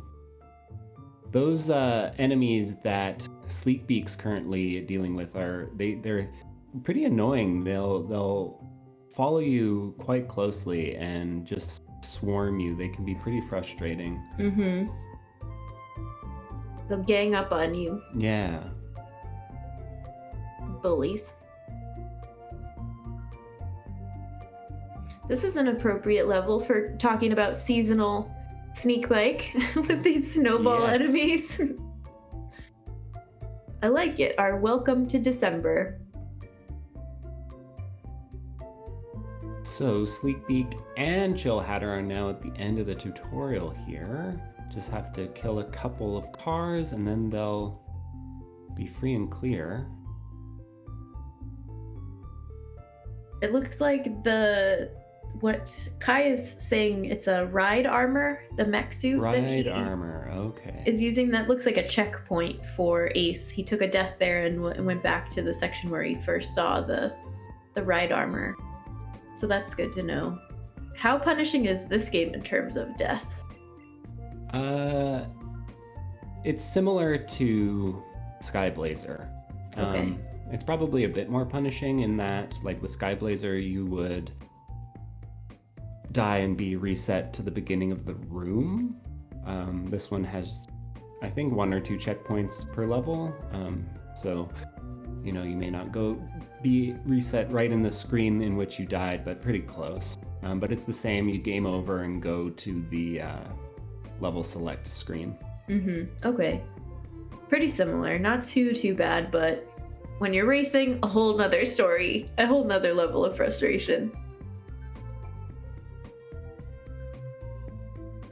If you game over, you have to do the whole level. Yep. Yeah.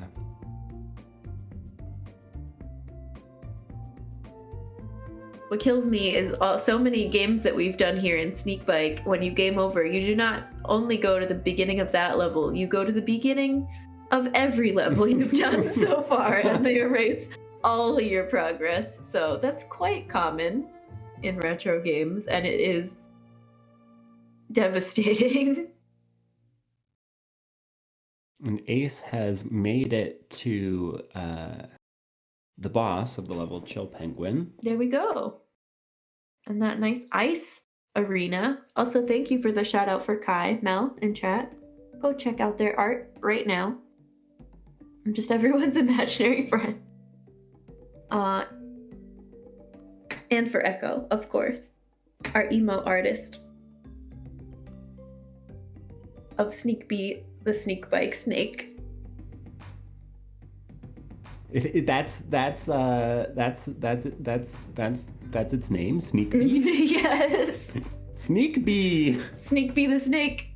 Cute little Sneakbee. All right, so we did see what happens when our players take a loss here. We saw Ace get sent back to the beginning of the level, and now we've got 3 runners on our snow level here, fighting to get to the end to fight Chill Penguin. And we know Chill Hatter will be joining them pretty quick. She was right at the end of the tutorial, so we'll be right behind. Now, I wonder if we'll have ourselves a tower situation as well, if they'll all find that the boss of this level is a bit of an obstacle that will be Mega Man X's equalizer. Exactly. Discussing potential emote friends. The As forest well. of Sneakbike creatures. All right, we're back to... So this is the really tricky wall jump here that Ace is demoing, yes. Looks like he got a 1-up out of it, though. Yeah, one thing to point out is that drops from enemies in this game are random. So you can either get health pickups or energy pickups, which won't really apply because they refill your weapons, and we only have the... I think it's called a buster in this game right now. Or yeah, lives as well, which would be very fortunate in this situation, as Ace just gets one, so I guess that's the opposite of commentator curse.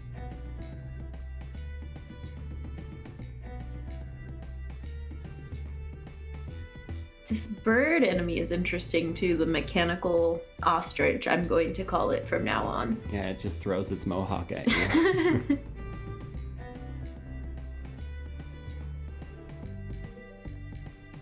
I really, yeah, as we're seeing in chat too, I hope he presses A. I hope he presses the dash button. We want to see, and that'll help all of our runners once they get it, travel through this level faster if they have to return and repeat it.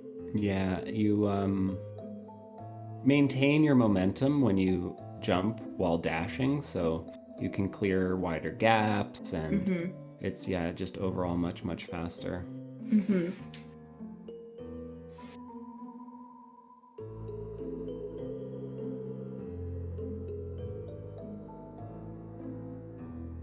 It looks like, let's see, where's Chill at? Getting closer I think to it's about the final halfway fight? through. Okay. She's not taking to these, what can we call these? Wrecking ball enemies. I can only imagine, like, they're destroying the ground around you as you're trying to get through.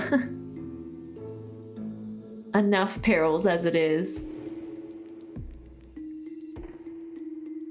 And Sleepbeak's internet is working very hard to get him through this challenge. We hope he can continue. I know we're seeing some hiccups and some freezes.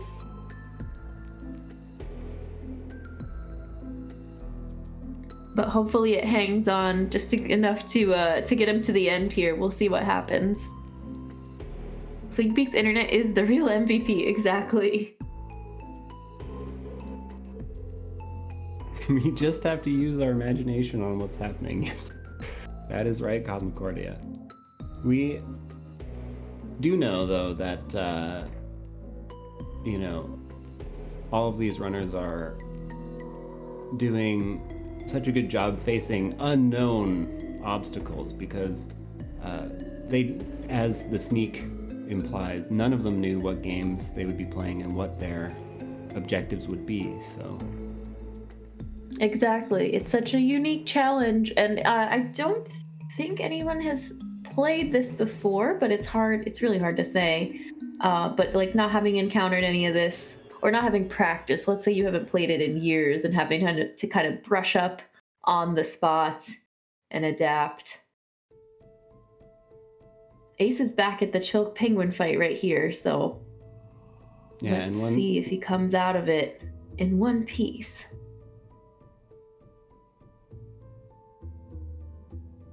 Yeah, and even coming into this fight at full health, the health discrepancy between you and the boss is just like so great.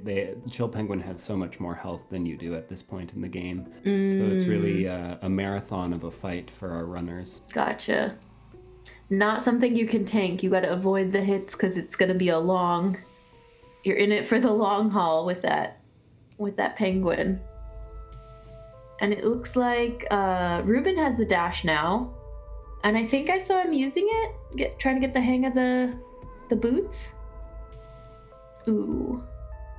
Right before dying to one of the flying enemies. I think hopefully he realizes he still has the boots even though he took a death.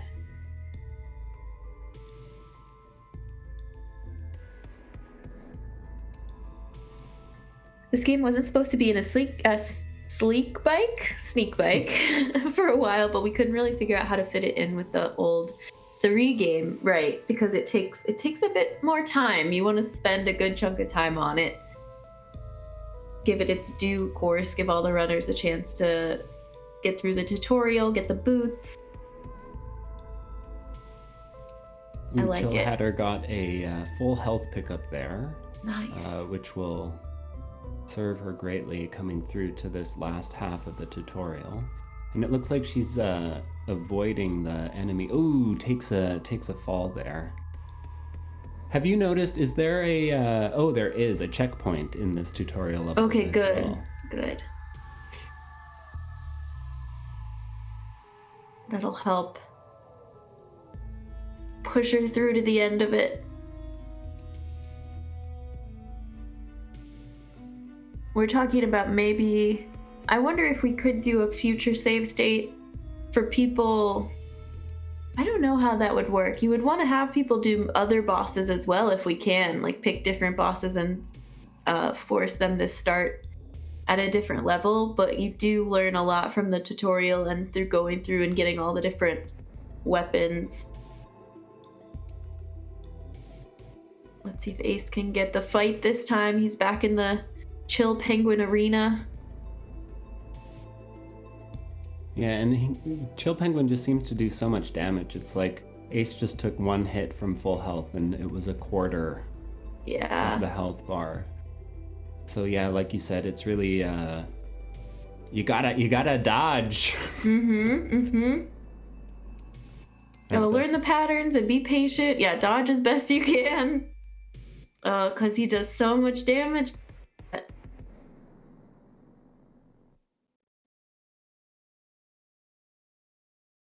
Telegraphs, exactly. You see the enemy winding up for the hit and you know what hit is coming next.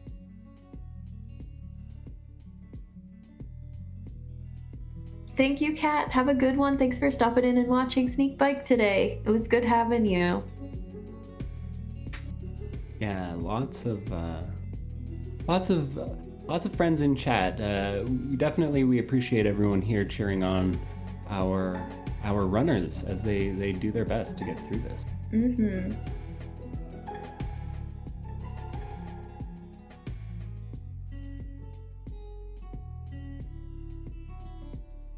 It's a nice way to spend a Saturday. Supporting our friends. Oh, and as noted with our shout out in chat here, Kat is doing a first playthrough of Link to the Past.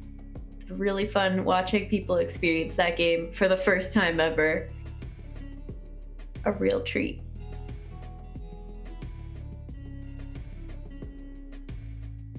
Man, this fight looks so brutal. I can't tell how many lives Ace has. Lives are only displayed in the pause screen. Okay. I want to know how many attempts he's got, but it looks like he's got a method down here. That was close. Lands on the sculpture. Really close, yeah. He was starting to wear away the health, and I think that was the last life. I do wonder if the runners will... maybe Chad can correct me if I'm wrong, but I do believe that a fully charged Buster Shot does more damage than normal to Chill Penguin. So trying to get fewer but more stronger hits in could benefit them.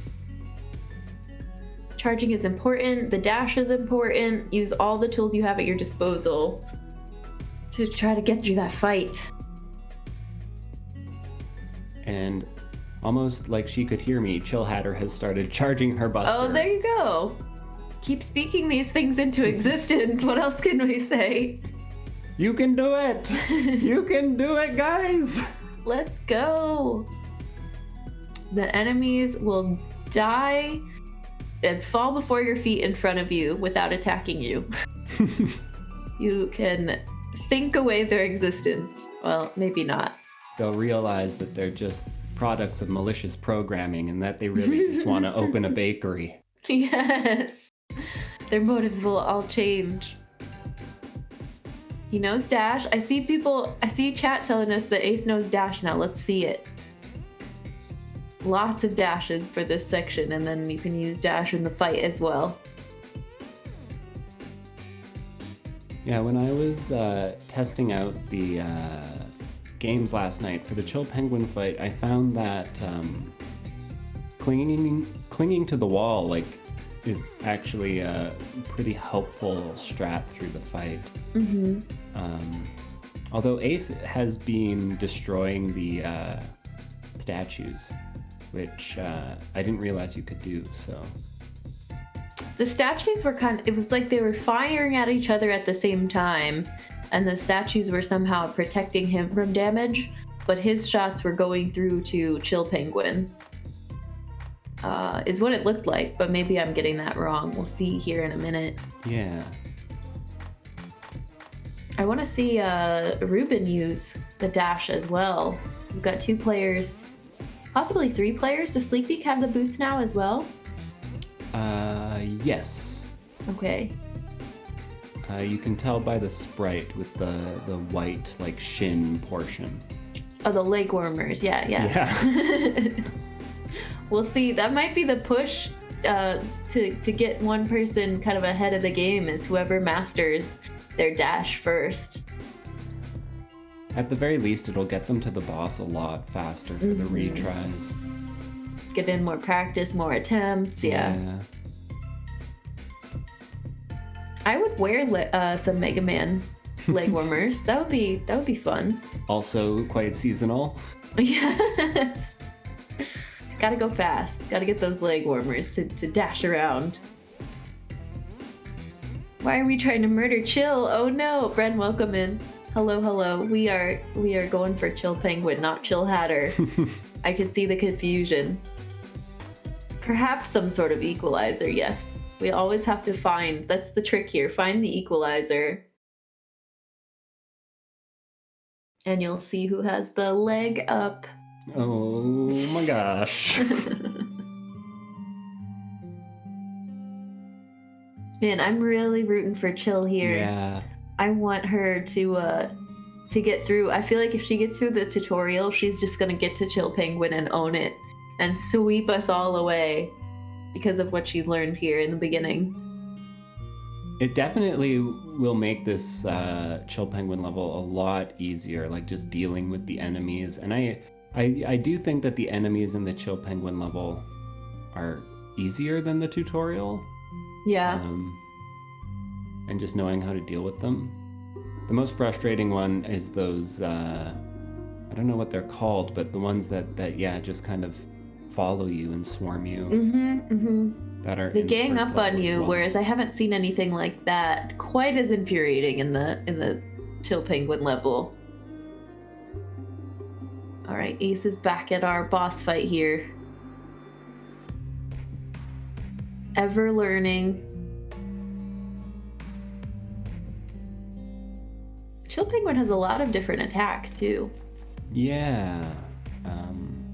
Can slide, can jump, produce the statues, and then blow them at you. Can also shoot ice chunks at you, or freeze you with the beam that makes the statues. Quite the arsenal. Exactly. I don't think I had seen much of the ice chunks yet, but now I'm starting to see that into the mix as well. The telegraph is sort of mean. Jumping is either jumping halfway or the whole way. Yeah, that could trip you up. And Sleek at the boss as well, so we've got 2 screens here to watch the Chill Penguin fight.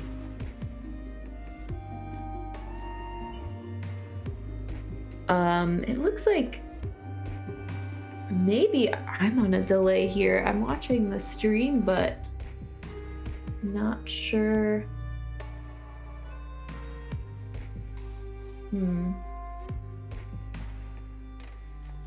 I see Sleekbeak back in the fight. Okay. And I don't know how many lives he's got to reattempt either. No. I guess just the one. Yeah, that's too bad. But it does seem as though like even though she's still on the first level, that really Chill Hatter's still in this, like with the amount of trouble that Chill Penguin is giving our runners who are fighting him right now. Bren, thank you so much for the gift sub to Cello. Thank you, Brad. Cello player, enjoy that sub. Enjoy your Sneak Bee, the sneaky Sneakbike snake emote. I gotta practice saying that. Bit of a tongue twister. It really is.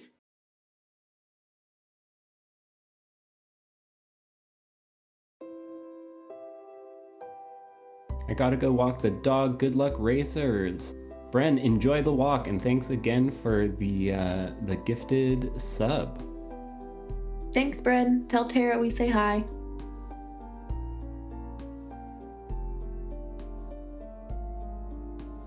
Race the dog.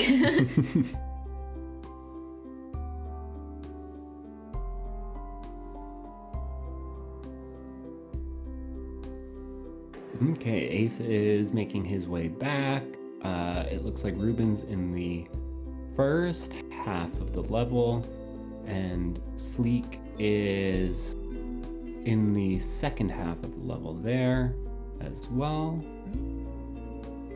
Back to the wall jumping section. This tricky jump there.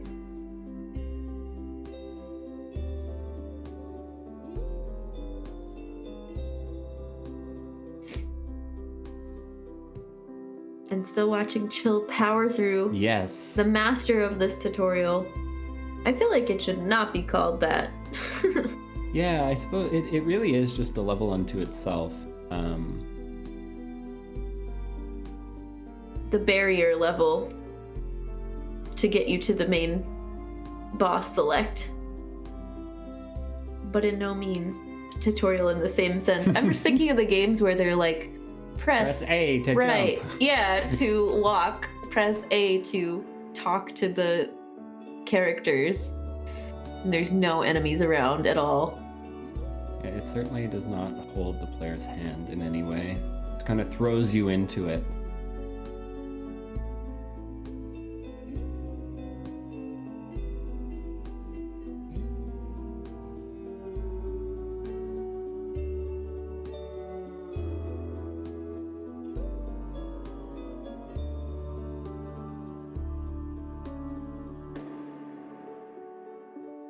And Sleekbeak's coming up to the boss just at the top of this hill here, while Ace is getting to the ride armor. Was that what it was called? Yes, Yes. I believe so. The ride armor section. And that should be a checkpoint, which is good news. The tutorial was reading the book on your way home from KB Toys. Yep, manuals, so important.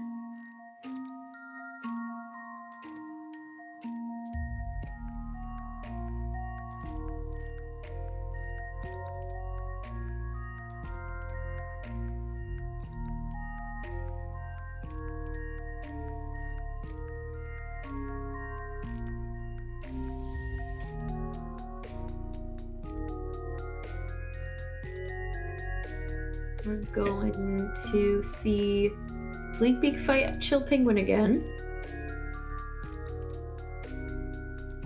I wonder, can Mega Man use the hook at the top of this room, or can only Chill Penguin use that hook to hang from the ceiling? I'm pretty sure it's just for Chill Penguin. Oh, thank you, Ghost, for the raid. Welcome in. Welcome, Raiders. Playing some Hollow Knight today. I hope you had a fantastic stream.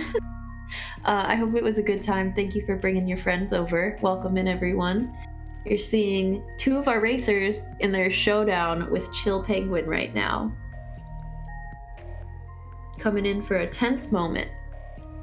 And for any of the Raiders who don't know what Sneakbike is, it's a race in which all of the runners don't know the games beforehand, and then they're given specific objectives to complete in each game. So in Mega Man X right now, they have to beat Chill Penguin. That is the finish line for basically the whole race at this point. Nice, Ghost. Congratulations. That's a really productive stream. We're proud of you. You're kicking butt in Hollow Knight. Ghost is gonna join in on our randomizer adventures for Hollow Knight as well. Another member of the Sneakbike community doing some randos. Bafanada. Sneak Squad, exactly. Sneak Squad and sidekicks.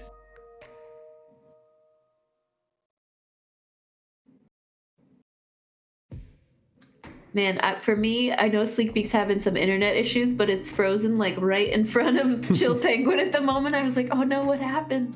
What happens? Oh man, it looks like... I'm not gonna say anything. I'm just gonna watch intently at this boss fight. Oh, there it is. There it is. I didn't want to jinx it, but I noticed the health bar getting very low on Chill Penguin. There we go. Ace did it. GG's.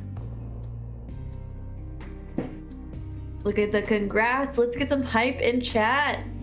Our number one good friend of the day, Ace, finishing first in both games, finishing the objectives, beating the Rolly Boss in Skyblazer, and Chill Penguin in Mega Man X. Well done. Now, I don't know if I can speak to on behalf of the Sneakbike board of directors, but this pair of wins may just bring Ace up into the intermediate category. An upgrade, if you will. We shall see, we shall see. I know Ace has been racing with us quite a few times and is looking to move up in a category, so it's the last beginner race. Is the next intermediate race loser getting relegated? No, I don't think that's the plan. Welcome to the next category. GG's, Ace. Well done. This is a tough one. This is a really tough race. Yeah, both games very difficult. Thanks for the shout out, Kaz. Go check out Ace's stream as well, and all of our racers today.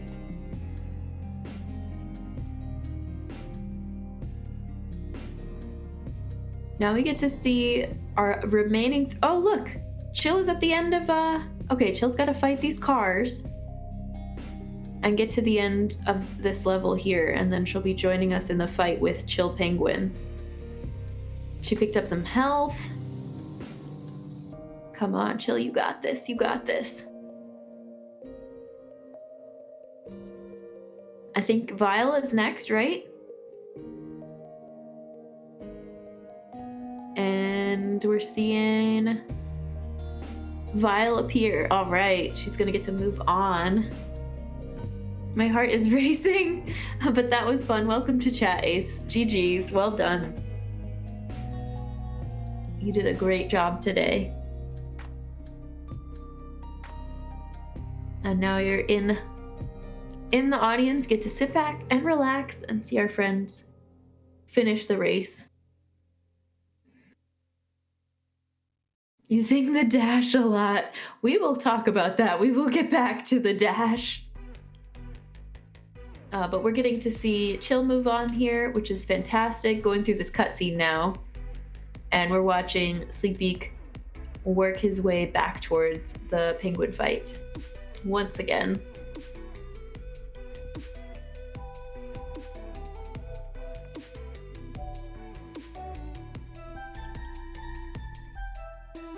So we can see our friends progress through this level. Again, the enemy set, we'll see how Chill handles the new enemy set in the Frozen level compared to what she's been dealing with in the first level of the game, in the start.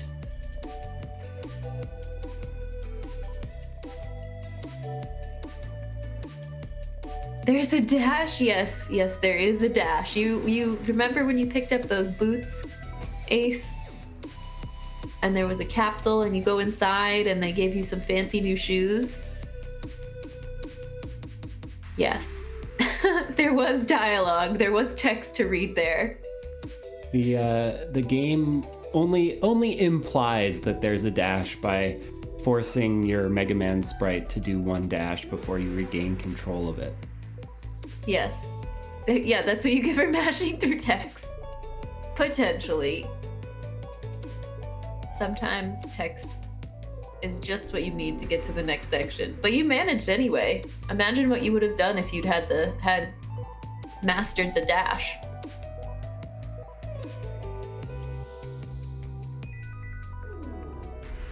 We're seeing Ruben with the ride armor getting on to, I think this is the checkpoint. Dash master, if you will. Thank you, Mel.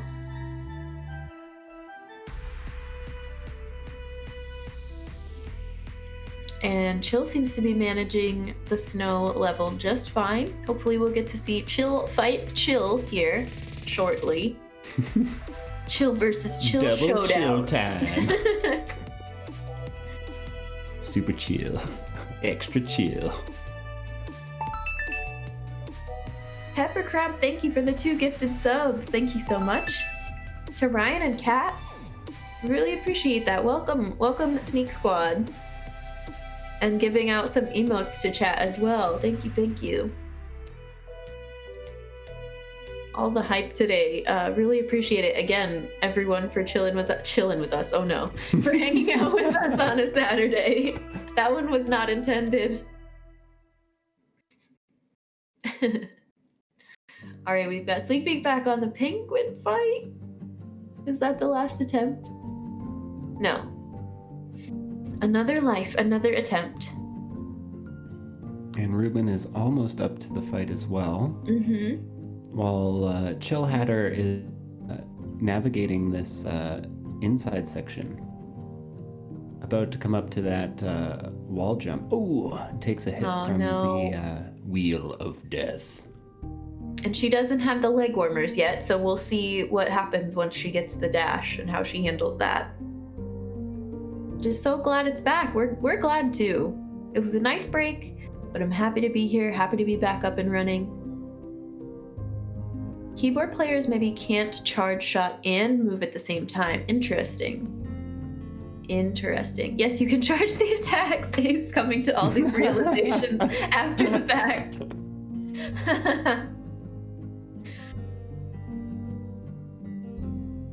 Thanks for the shout out for Pepper Crab as well, Cause. Thank you. Go give Pepper Crab a follow. Go check him out.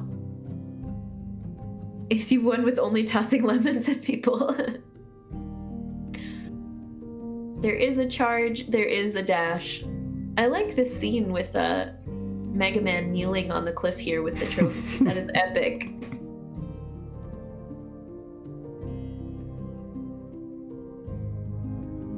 Looks like Ruben and Sleepbeak are restarting the level at the same time here. Mm-hmm. At an equalizer point, yet again.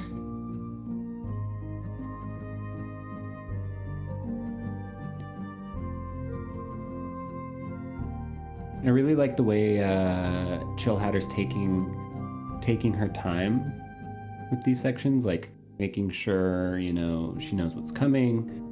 Getting the enemies off the screen. Yeah, clearing before heading to the next part. Again, kind of similar to what we saw in Skyblazer, like every movement counts, and if you take your time avoiding the damage, then you'll probably get to the next section quicker than if you would have just to take it.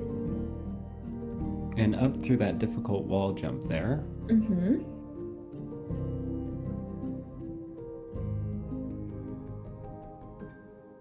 Oh, right up to the top. Let's go. Let's get that dash. Chill. There's a capsule waiting for you. Yes, there we go. Hey!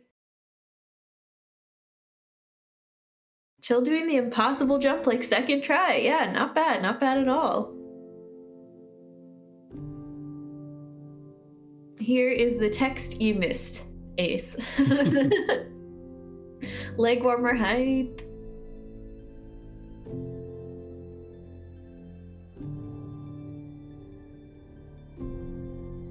Super Nintendo on keyboard is awkward. Yeah, I can imagine.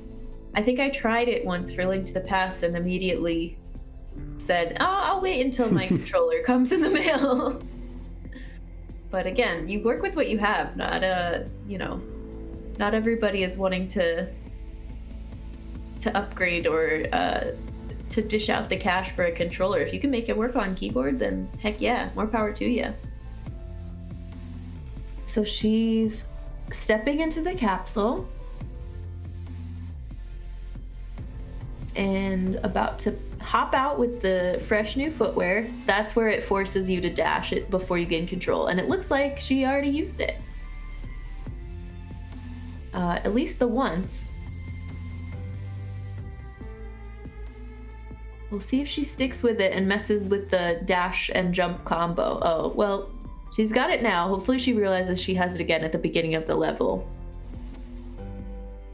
Because then she can get through a lot faster. I see sort of a little stop and start between enemies. All these dash shots, yeah.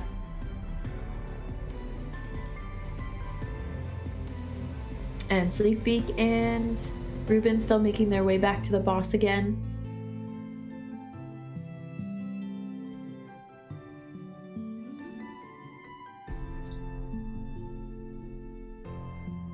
It seems like Chillhatter's picking up this level pretty quickly.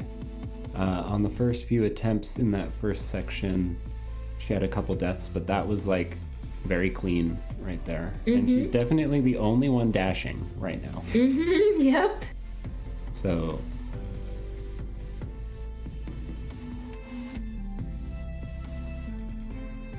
I see her dashing and like into the shooting, kind of dashing into the shot. I wonder if she knows that you can dash.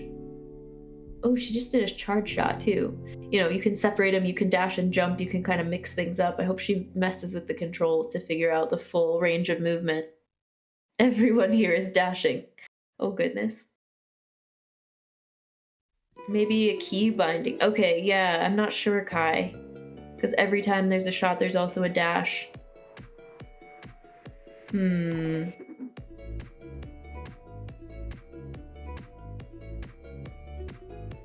It might have changed up her controls when she got that, and there could be a way to go in and refresh and change the key binding. That might help her out if we want to let her know. But I'm interested if we haven't really seen Sleekbeak dash. He's also a mouse and keyboard. If it would do the same thing if he were to start utilizing it. Maybe he saw that and decided not to dash because he saw that it was paired with the shot.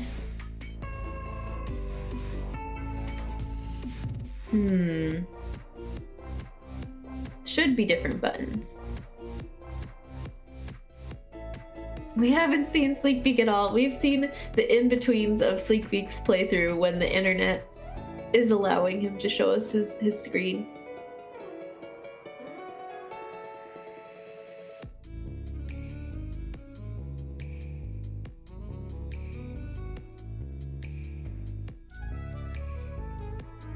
Ruben's being very cautious with these snowball enemies, and rightfully so.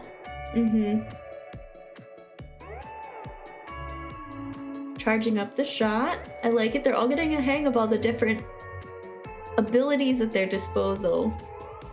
I think I've seen everyone charge their weapon now.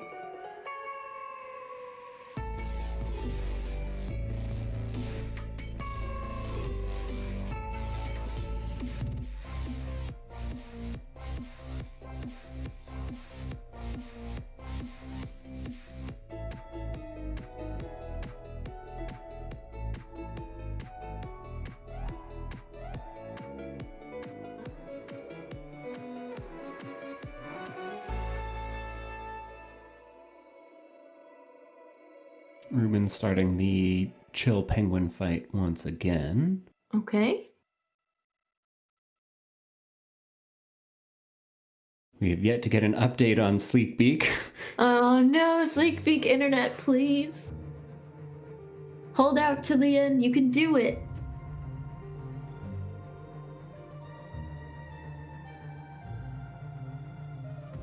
It came back just in time to see the death to the snowball. No.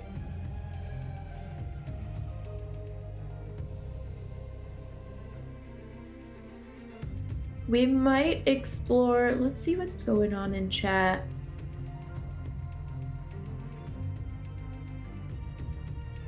The snowballs are so sneaky. Ace knows the frustration here.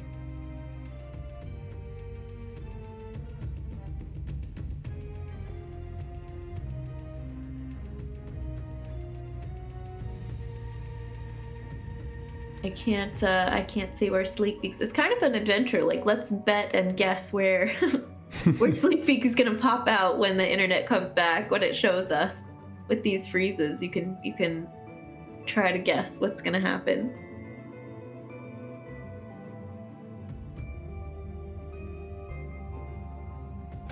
Is there a way that we can let Chill know and change up this keybind, or do we think that's kind of stuck in place? Because if it's having a significant impact on our playthrough, then that's only adding to the frustration here. I can only imagine.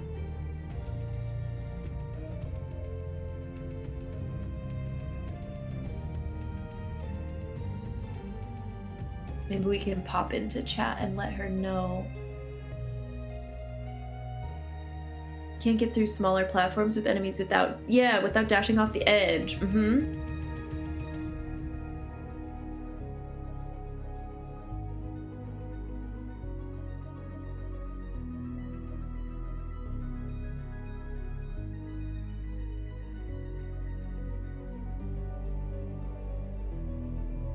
We're getting to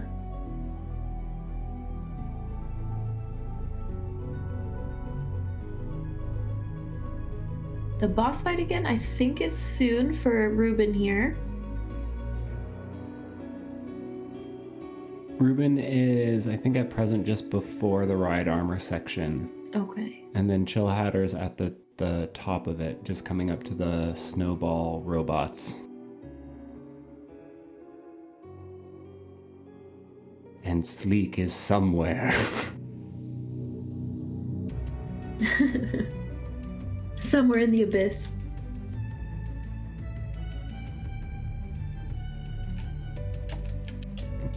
They're all actually very close with that checkpoint that Chill Hatter got.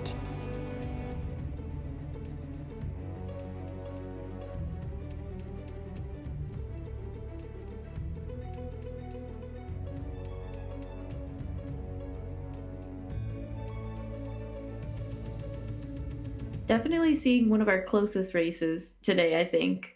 Aside from Ace graduating to intermediate, this is just a really, really tough set of challenges here.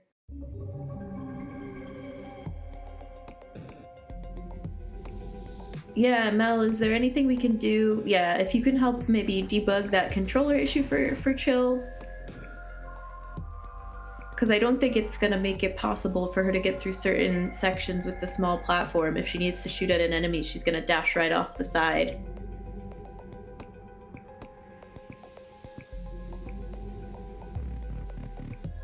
I think we're debugging, friends. I think we can work through this.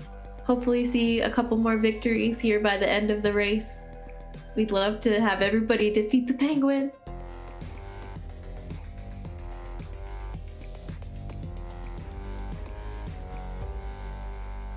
I am impressed that even with that dash bound to her attack, Chill has made it to Chill Penguin. Nice! We get to see our first Chill v Chill. Double chill. Let's see how this goes. Let's see what happens.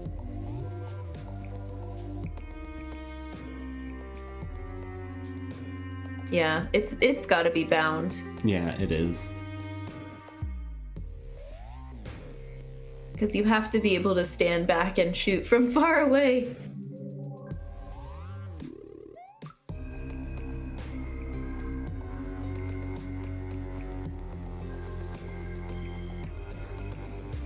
And we see Ruben plugging away at this boss fight too.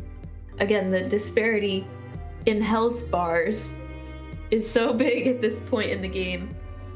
Let's see if he can get in a couple of charged shots as well.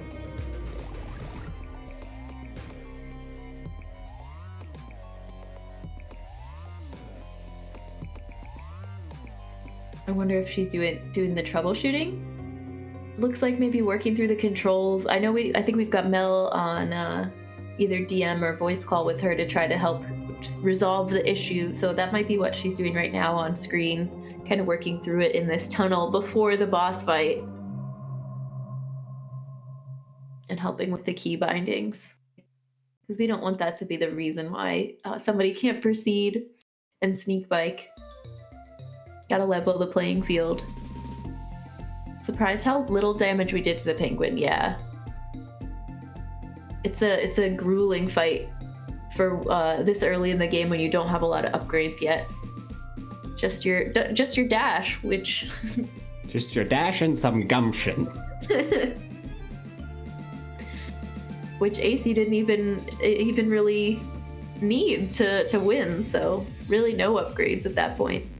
Both X and Y were bound to X. Okay, so we should see some changes here. Hopefully Chill was able to resolve, fix those key bindings, and now breeze through this fight. Let's go.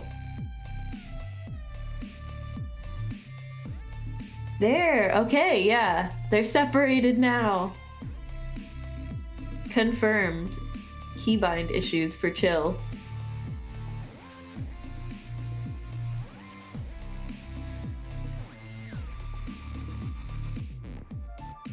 Let's see how she does now with the upgrade. Makes sense for the last game too. Oh yeah, okay, alright. A grand time with normal controls.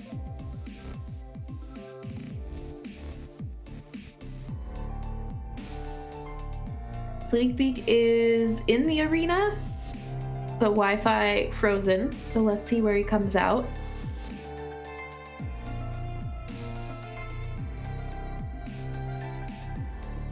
Okay, still in the fight. I actually can't see Sleekbeak's health bar from this setup, so it's kind of a mystery.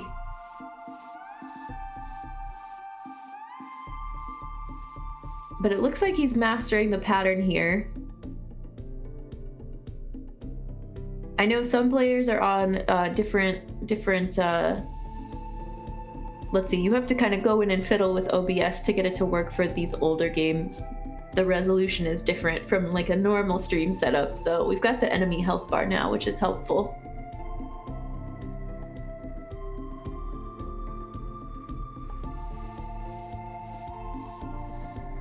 Kaz working some magic behind the scenes. Yeah, thank you so much to Melatonin and Cosmicordia for doing production for all of this and putting it all together. Thank you, thank you. We wouldn't be here without you. We would, but we'd be staring at a blank starting soon screen. Thanks for the shout out, Kia, for Kaz. And Mel. And Kia. Wow, shout out City. It's so nice. It warms my heart. I see the love for the Pallet Town theme as well. I know we love the Blue Brew music that is featured during our Sneakbike streams with these video game remixes. Oh, thanks for those shout outs for your commentators as well. Thanks.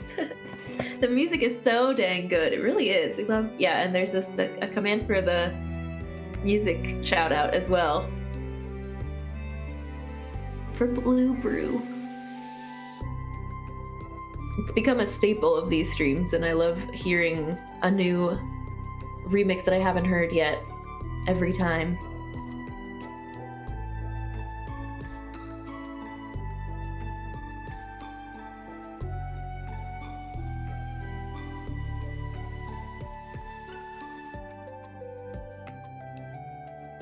I think what we're gonna do to proceed here, to give us a little bit more practice attempts against our boss, I think, Loridian, if you want to pop into Racer Chat, and we're gonna give another save state for this game, so they don't have to keep working through the level. We can just see battle upon battle against Chill Penguin, and they can really practice and get those attempts in, and we'll hopefully see some more victories here against our penguin nemesis.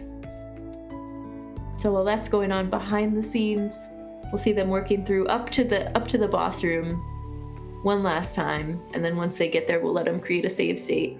We want a penguin. Yes, thank you, Kaz. I love it.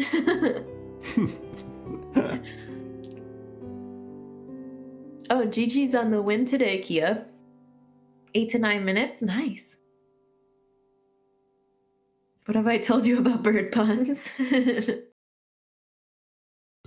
We want to see the penguin. Let's go.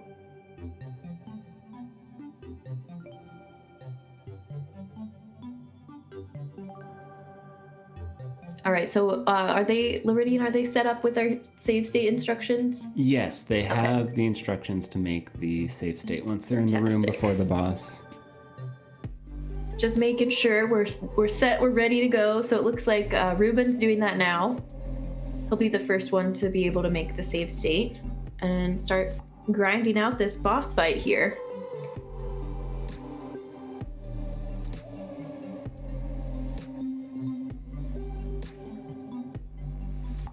Looks like Ruben's adopted that wall clinging strat, but takes a headbutt to the chest. Next attempt. This is it. While we are blessed with a very picturesque landscape shot of Sleekbeak in the power armor. Yeah. That's a screensaver right there, desktop background.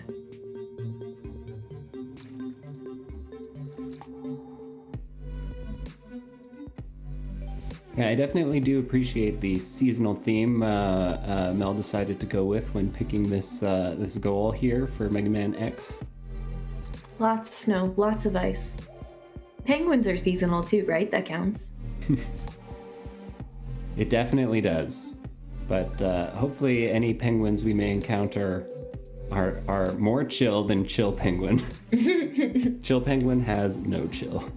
Nope, none at all. I like this corner strategy. Ruben's definitely using the wall grab here. And it looks like Sleekbeak's about to have that save state too. Right on. Have we guessed the theme? It's wall clinging games. We did not guess the theme. I don't know if there was a specific theme in mind. Usually that's part of our lineup here, is we have our games and then chat gets to guess what the theme is. Walls, sure. I don't know that there was one pre-planned for this set of races for our return to Sneakbike. Games with walls, perfect. Games with walls and floors. Games to get us ready for Hollow Knight. Oh my goodness. I don't know about you all, but I'm quite excited for Hollow Knight Bingo. Games with disappearing block floor puzzles. Yeah. I like it.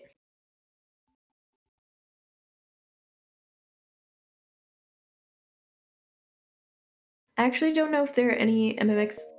Oh, if there are any in it, but they're rampant in base Mega Man. Got it. We haven't seen one of the disappearing block puzzles today yet in Mega Man. Yep, there's Ruben back at the save state. Perfect. So we're hoping for a win here. Hoping for a win, a penguin against Chill Hatter the gets penguin. a big health refill there. Very Oh, clutch. nice. And another one. That is going to help a lot going forward, getting back to Chill Penguin. Meanwhile, Ruben and Sleekbeak both dealing with ice being flung their way.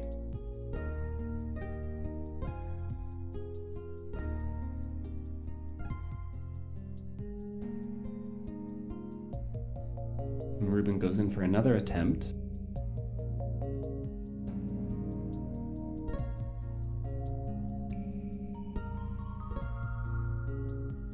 I bet we'll flash forward. I know with the screen freezes here, it's hard to say. But I do want that to happen. We just like the screen freezes and then it comes out and it's a victory. It would be nice to see all of the action, of course, too.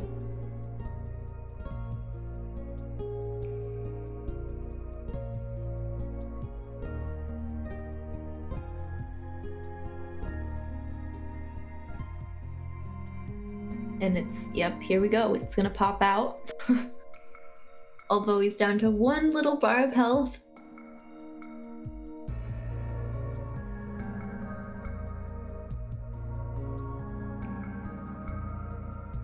This race is very egg-citing.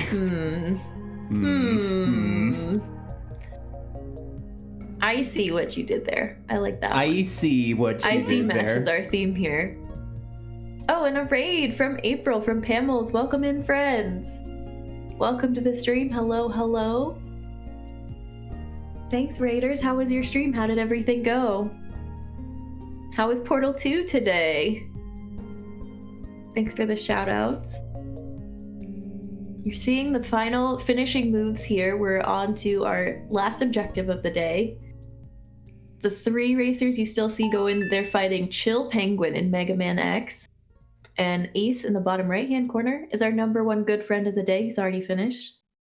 Thank you for that gifted sub, Mel, to April. Thank you, thank you. April, welcome back to the Sneakbike Sneak Squad.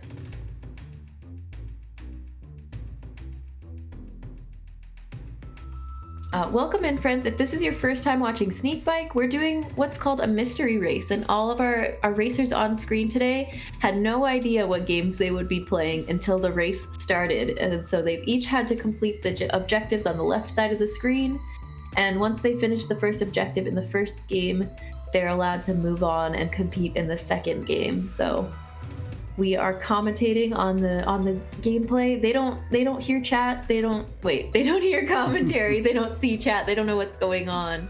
But they're racing through these levels as fast as they can. Thanks for all the shout outs and the links in chat for our new raiders. Welcome in. Portal 2 is great. I'm glad to hear it. It looks like Ruben has found a really great pattern, gotten really into the swing of it, and only has a few more hits left on the boss. I see that. Okay. Ruben, wait, is that it? Hey! He did it! Nice! He did get that pattern down. Let's go! Our next champion against Chill Penguin is Ruben. GG's. Thanks for the hype in chat. He's done it.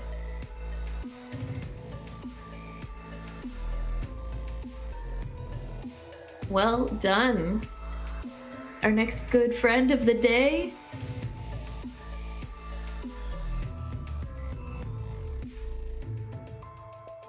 Thanks, friends. Thanks for all the love. And now we've got Chill and Sleekbeak duking it out. Hopefully Sleekbeak's internet will hang on here. It's actually just a really bad blizzard in Chill Penguin's world right now. Yeah.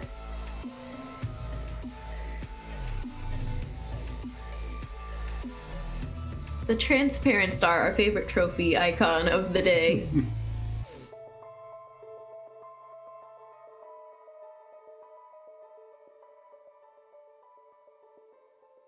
I think, yeah, Sleekbeak's going for the wall grab strategy too.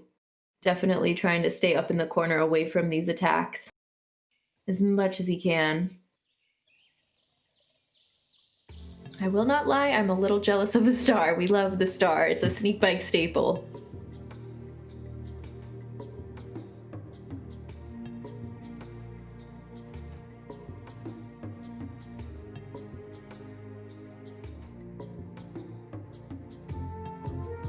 I'm definitely happy for Chill getting this key binding issue sorted out. Having the ability to fire and boost separately, although I see her using dash a lot less now that they're separated, but whatever makes it easier to control and to proceed through the level. It's perfect with X kneeling at the trophy. I know that finishing, the ending shot there, the cinematic shot on the cliff. Basking in number one good friendedness. Mm-hmm. Hopefully we will have April race with us one day. I hope so. You can do it. We all believe in you.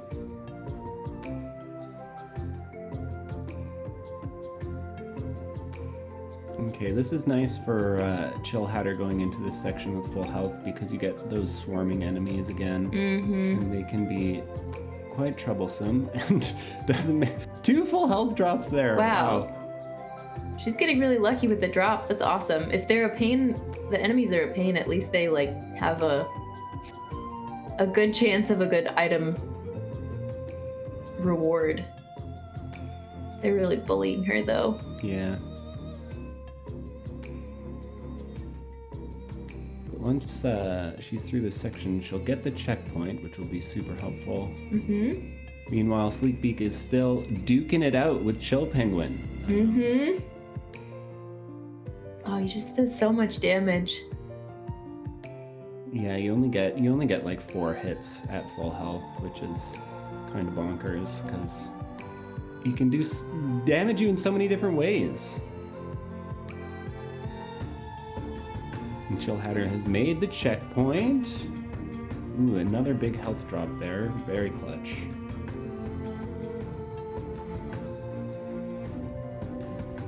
It's such a huge... Oh, man.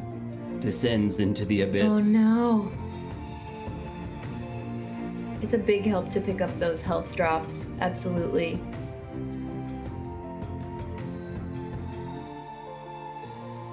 How do you jump over pits with the mech? I kept jumping out. I'm not sure that you're supposed to, or if there's a way to do it. It seemed like you couldn't. So you can dash in the mech, and when you dash, you'll maintain that horizontal momentum when you jump. You can also, like, when you hold up and jump, that's when you'll jump out of the mech. I'm pretty sure in this level, all of these pits you can clear without dashing. You just kind of have to time it right, as long as you're not jumping out of it.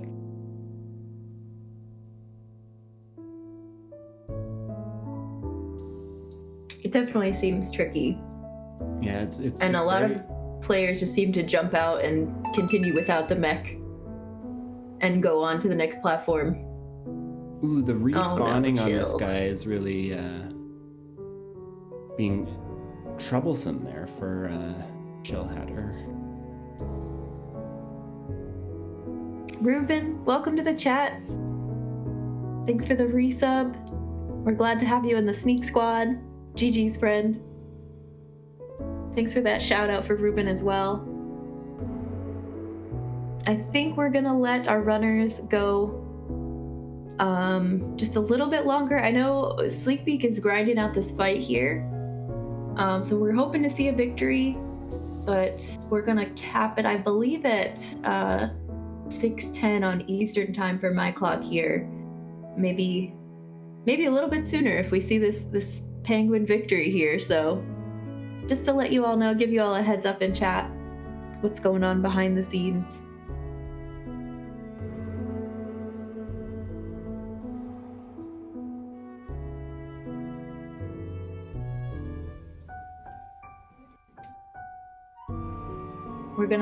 I think we're gonna let maybe 2 more attempts on Sleekbeak's boss fights, and then we are gonna call it.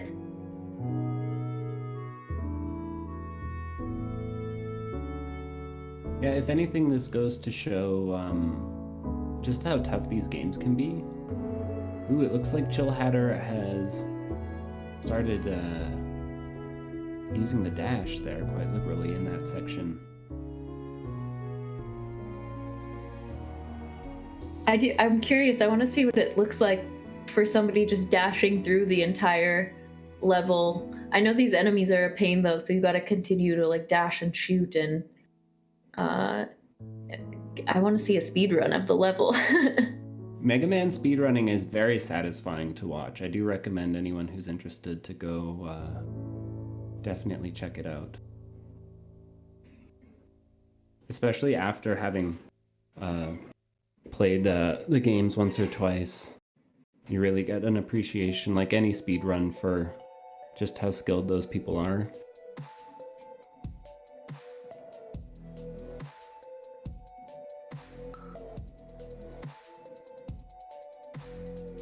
We're waiting for this screen. Okay, so Sleepbeak's at what, 2/3 health.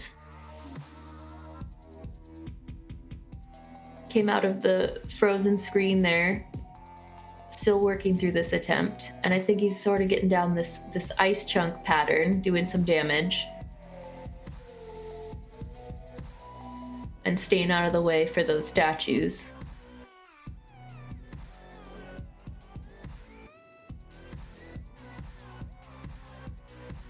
And we'll see what happens at the end of this. I know, at the end of this skip here.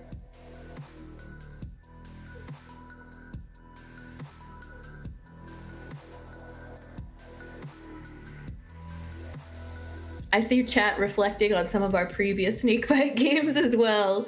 We've had some absolute favorites and less than favorites in the past. And it looks like Sleek is still in it after the stream buffered there. Slow and steady, I suppose. Yeah. Mastering just, I don't know, the patience here of waiting and making sure not to get hit, because yeah, it's what, four hits and you're done. Down to half health for Chill Penguin.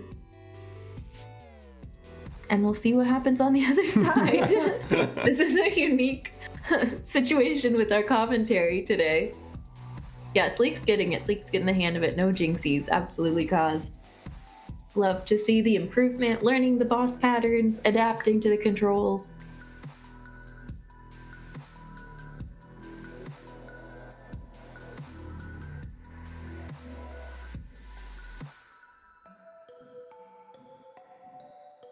Hanging on the wall. It looks like he did take a little more damage, but he's learning to hop out of the way just in time. Yeah, this is going to be very, very close. Mm-hmm.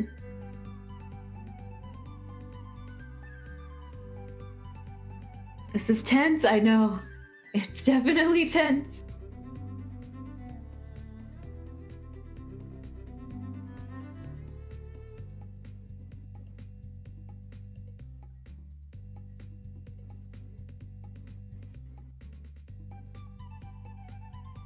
Let's see what happens.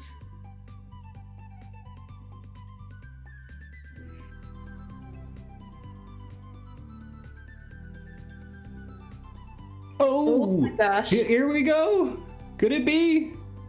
Oh, very good there. Not getting greedy with that last, and oh. There it is. That's our victory. GG's. A penguin for Sleepbeak as well. Fantastic. That was so tense because we were going into the stream buffer and popping out just to see how much health was left. All right.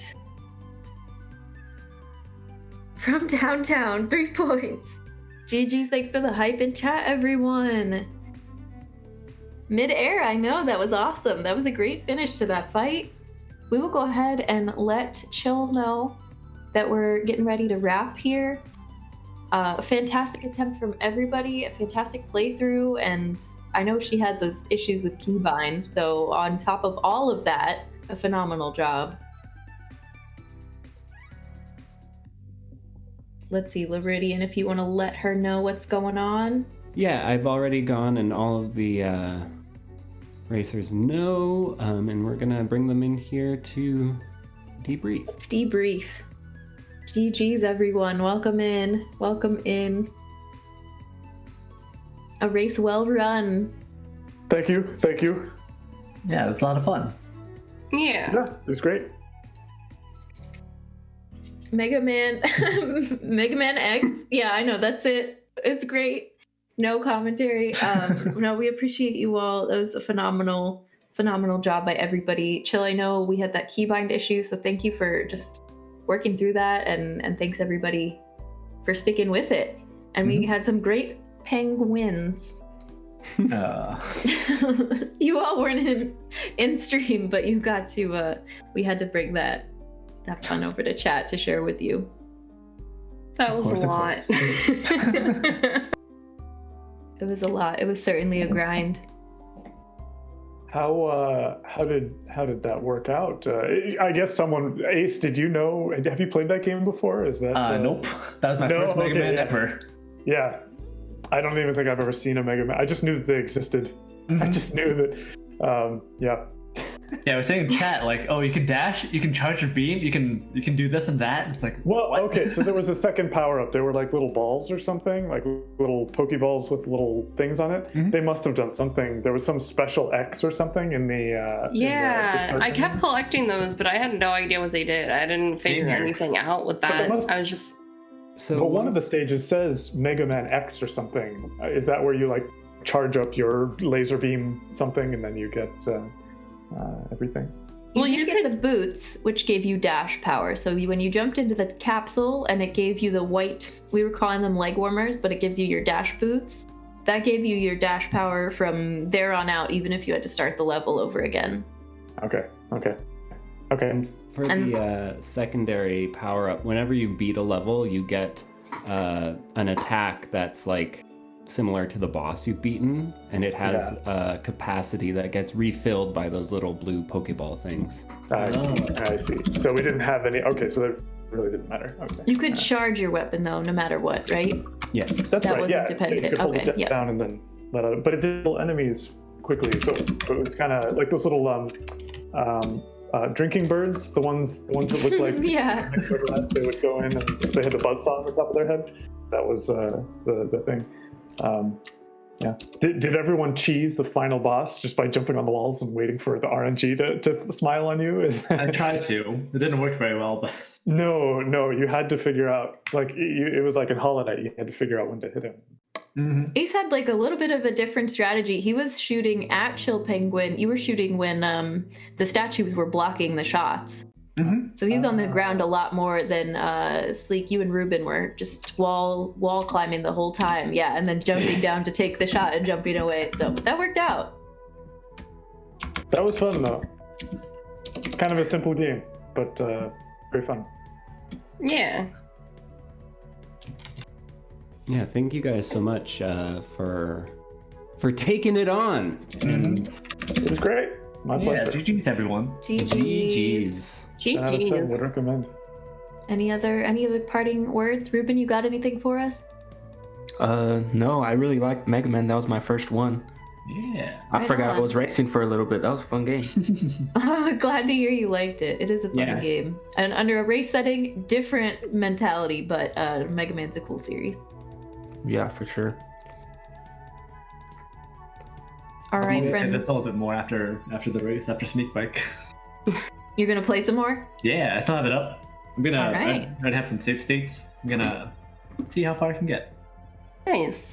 Right on. We'll enjoy. GG's to everybody, to the runners. Thank you all. We'll go ahead and hop back in, or commentator. We'll say some parting words. But thank you, friends. Happy Saturday. Thank you guys for hosting and producing everything. Thank you very much. Of course. Glad to do it. Thank you. All right. We will go ahead and wrap. Let's see what's on the agenda for our wrap up here. Laridian, huge thank you to you. First time commentating. Thank you so much. It's a pleasure. And it was a pleasure to do it beside someone who's so kind and gracious. Really, really appreciate you guiding me through that first ever commentating experience. It was great. No worries, friend. We're glad to do it, and it's nice to be back in the Sneakbike swing of things. All of our help today, all of our shout outs, again, thank you to racers, to organizers, to chat, to gifted subs, to resubs today, to our mods, everything. Couldn't do it without you. If you want to join our Discord, we can get that link out again real quick. If anybody's interested in running or participating in the future, join us. That's where all the action and the updates happen. We also have Sneakly Weeklies coming back on Wednesdays. We're going to be doing bingo, some Link to the Past randomizers, some Hollow Knight, so stay tuned for those events as well. And if we want to figure out what's happening for our raid, I'll let us go ahead and get a raid call started to head over to the next channel.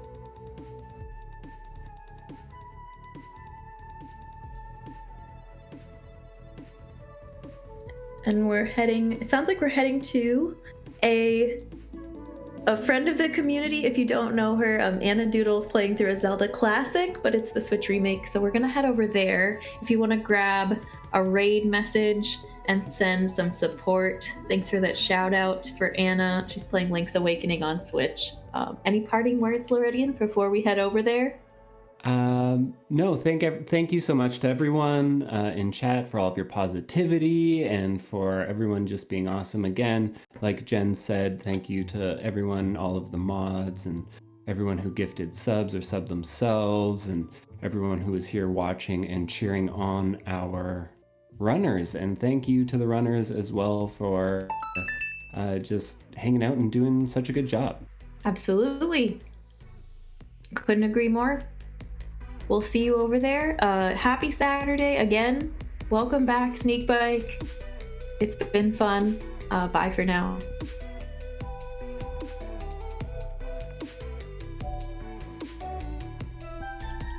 Goodbye.